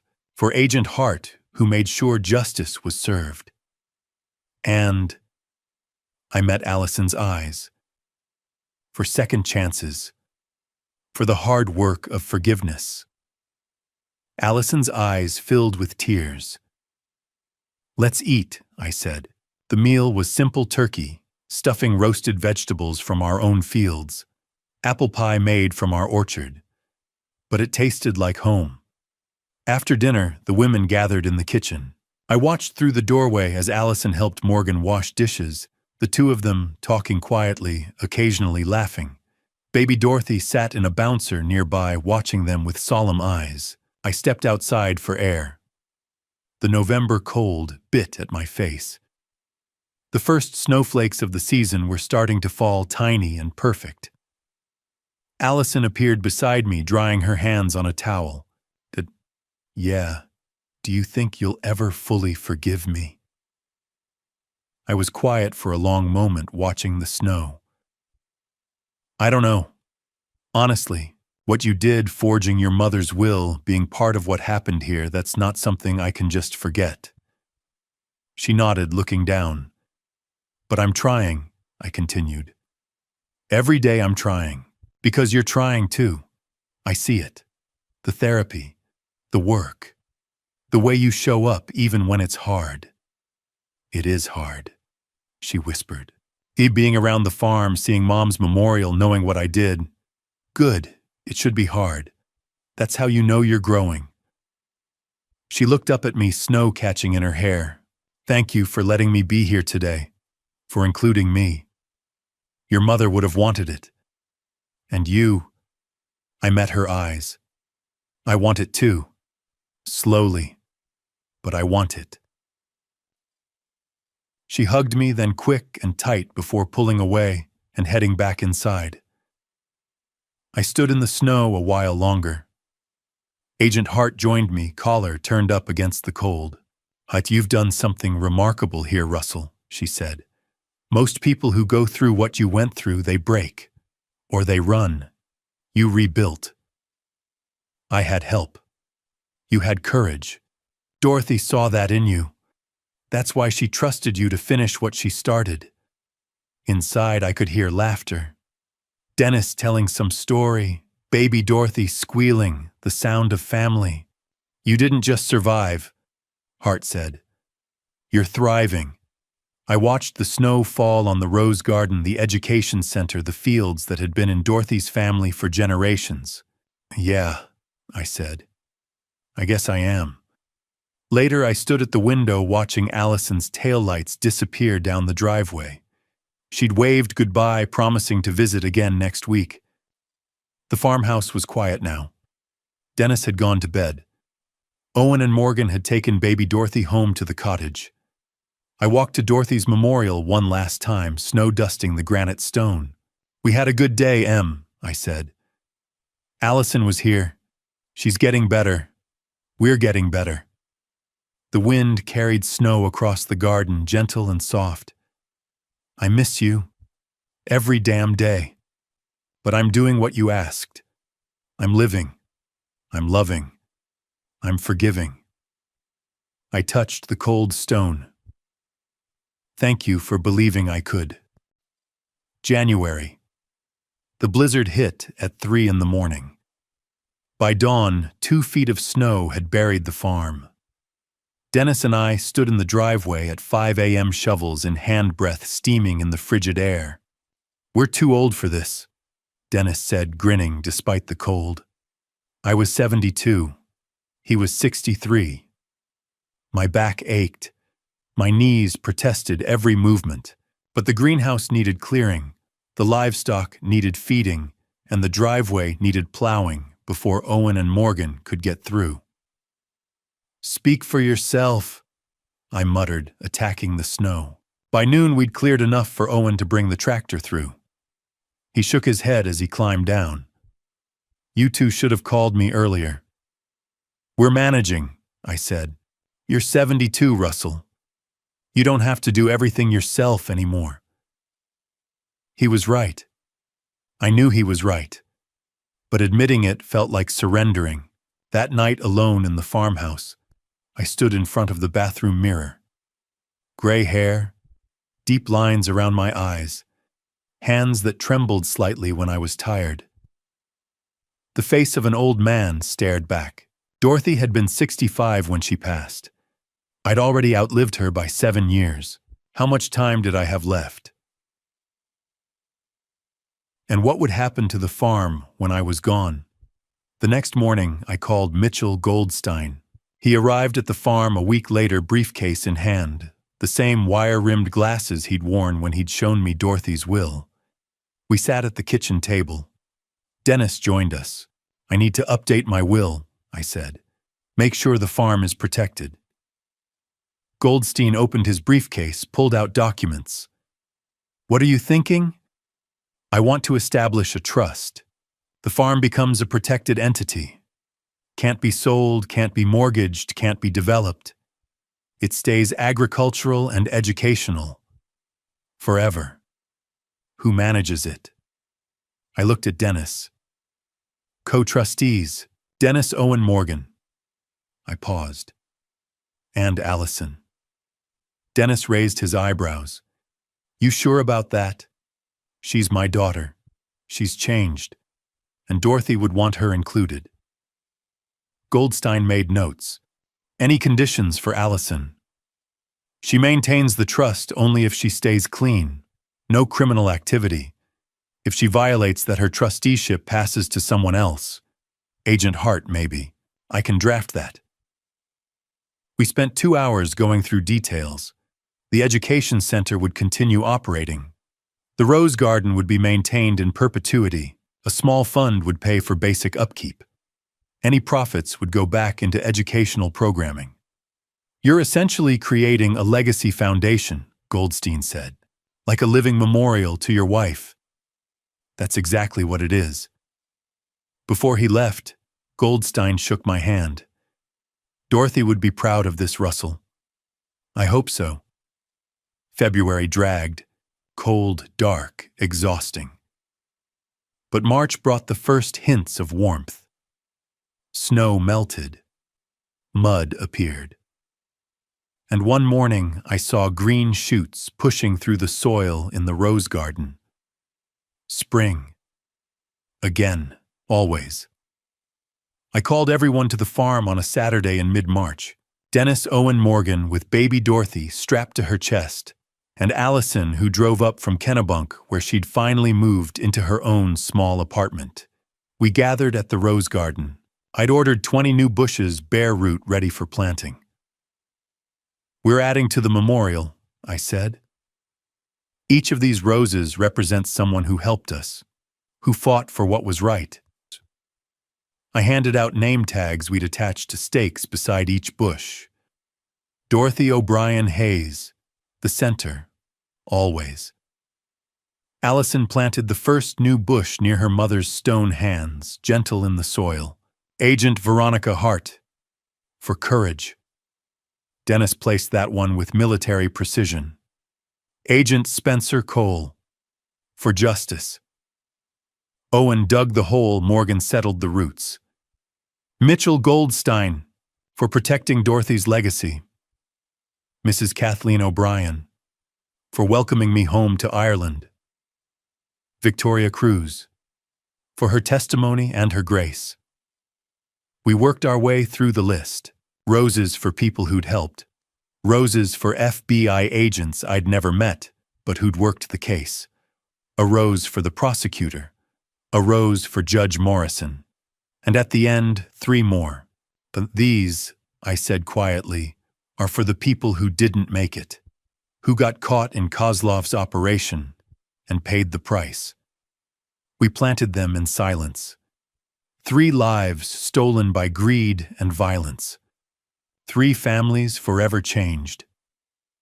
When we finished, 20 new bushes stood in fresh soil, barely more than sticks right now. But by summer, they'd bloom. "Allison," I said, "come here." She approached, uncertain. "These roses are your responsibility now. You'll care for them, water them, prune them, protect them." I met her eyes. "And then someday when you have kids of your own, you'll tell them about your mother, about what she did, about why these roses matter." Allison's voice shook. "I promise, Dad. I'll take care of them forever. I'll make sure everyone knows what Grandma Dorothy did." Good. We stood together in the garden, 5 adults and 1 baby, surrounded by more than 100 rose bushes, just beginning to wake from winter. A family, broken and mended, scarred, but healing. That evening, after everyone had left, I walked through the garden one last time. "We did it, Em," I said to the stone, to the earth, to the memory that lived in every bloom. The farm's protected, the education center's thriving, our daughter's finding her way back. I touched the cold granite. And me, I'm still here. Older. Tired. But still here. The March wind carried the scent of thawing earth and distant pine. Somewhere a robin sang the first I'd heard since autumn. Spring, renewal, hope. "When I don't know how much time I have left," I said. "But whatever it is, I'll spend it well, like you taught me."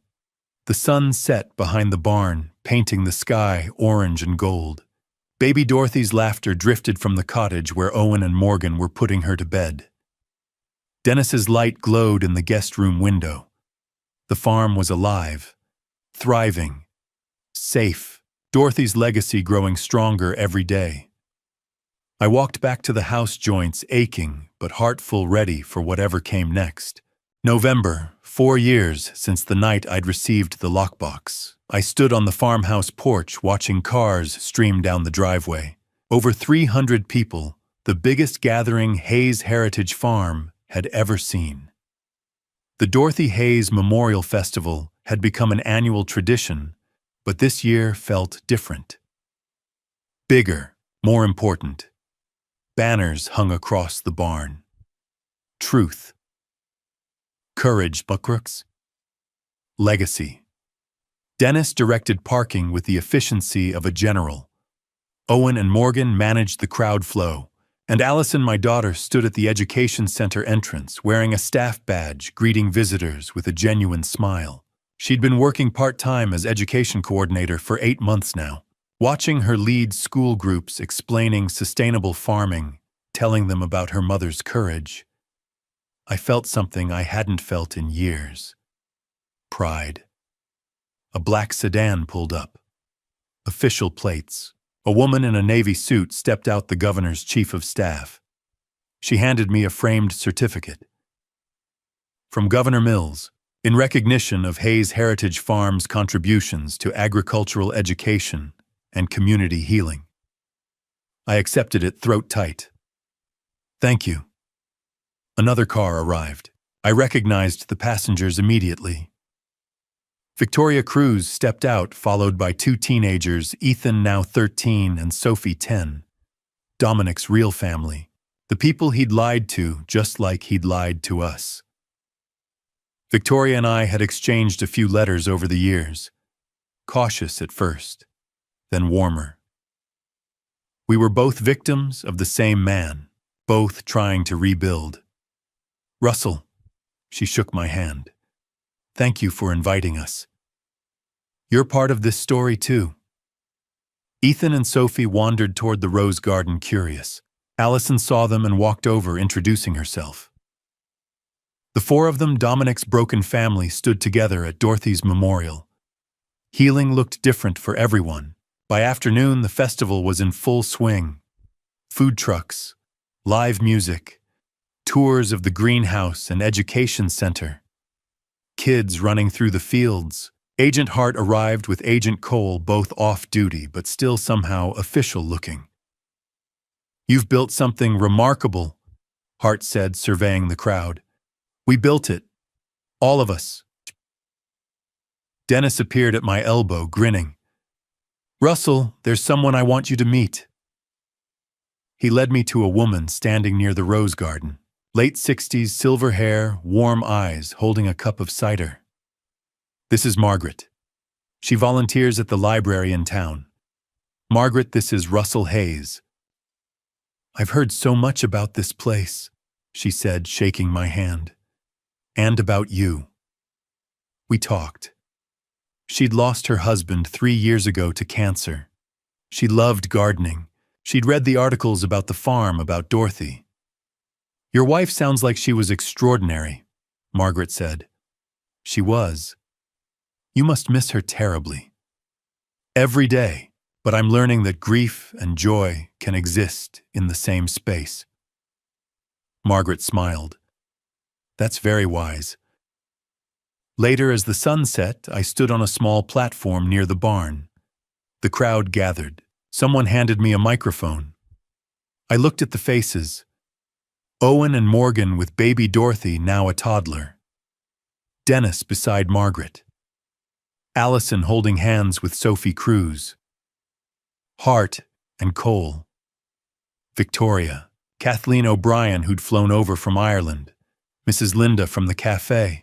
Mitchell Goldstein. Teachers, students, neighbors, strangers who'd heard the story. 4 years ago. I said, my voice amplified across the field. I thought my life was over. My wife had passed away. I believed I'd lost everything. The crowd was silent. But Dorothy left me something more than a trust fund or evidence. She left me a mission. She showed me that protecting what's right matters more than protecting what's comfortable. That second chances aren't just possible, they're necessary. That family is whoever shows up, whoever stays, whoever fights beside you when things get hard. I looked at Allison. She was crying. This farm isn't just about vegetables and roses. It's about resilience.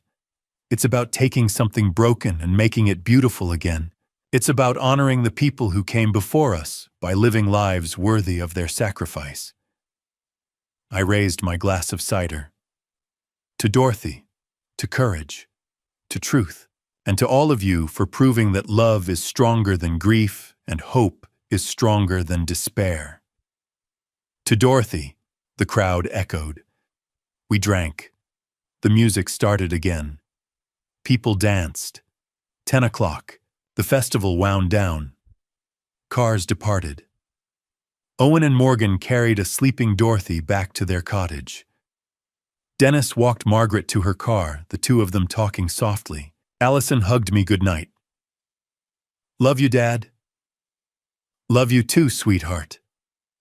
I walked alone through the rose garden under a sky full of stars. More than 100 bushes surrounded Dorothy's memorial, dormant now, but waiting for spring. I knelt at the granite stone, touched the cold surface. Dorothy, if you can see us now, we're living, we're loving, we're thriving. My voice broke. Thank you for everything. Thank you for believing I could do this. Thank you for showing me what courage looks like. The November wind moved through the bare branches, carrying the faint scent of earth and memory. I'll keep going, Em, for as long as I can. I'll make sure your story never gets forgotten. I'll make sure this place keeps growing, I promise.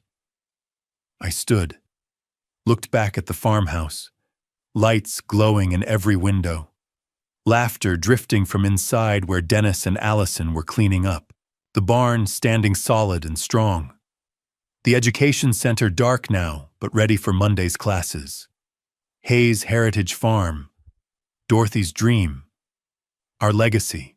I walked toward the house, toward warmth, toward family, toward whatever years I had left. The door opened. Golden light spilled onto the porch. Dennis called Russell Coffees on.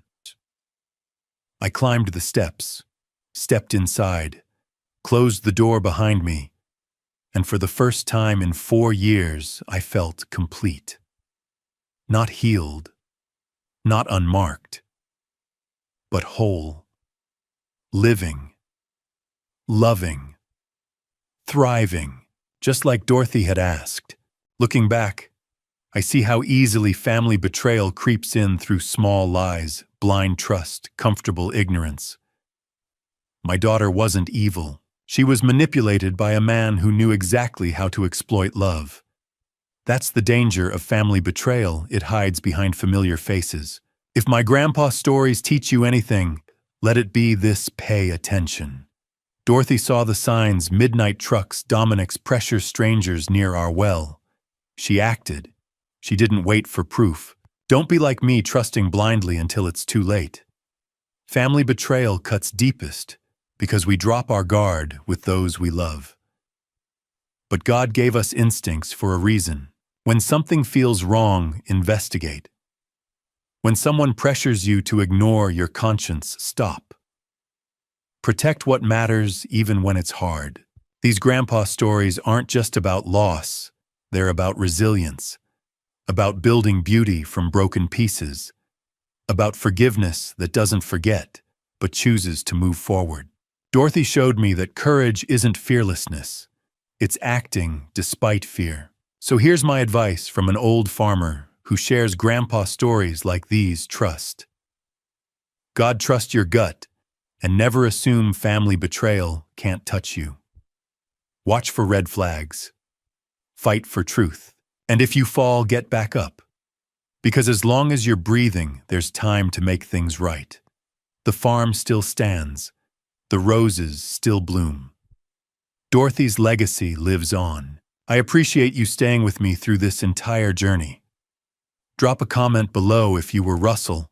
Would you have forgiven Allison? I'm genuinely curious about your take. If this story moved, you hit subscribe so you catch my next one. Quick disclaimer: this narrative draws from real themes around trust and family conflict, but some details have been dramatized for storytelling impact. If it's not your vibe, no worries. Check out my other videos instead.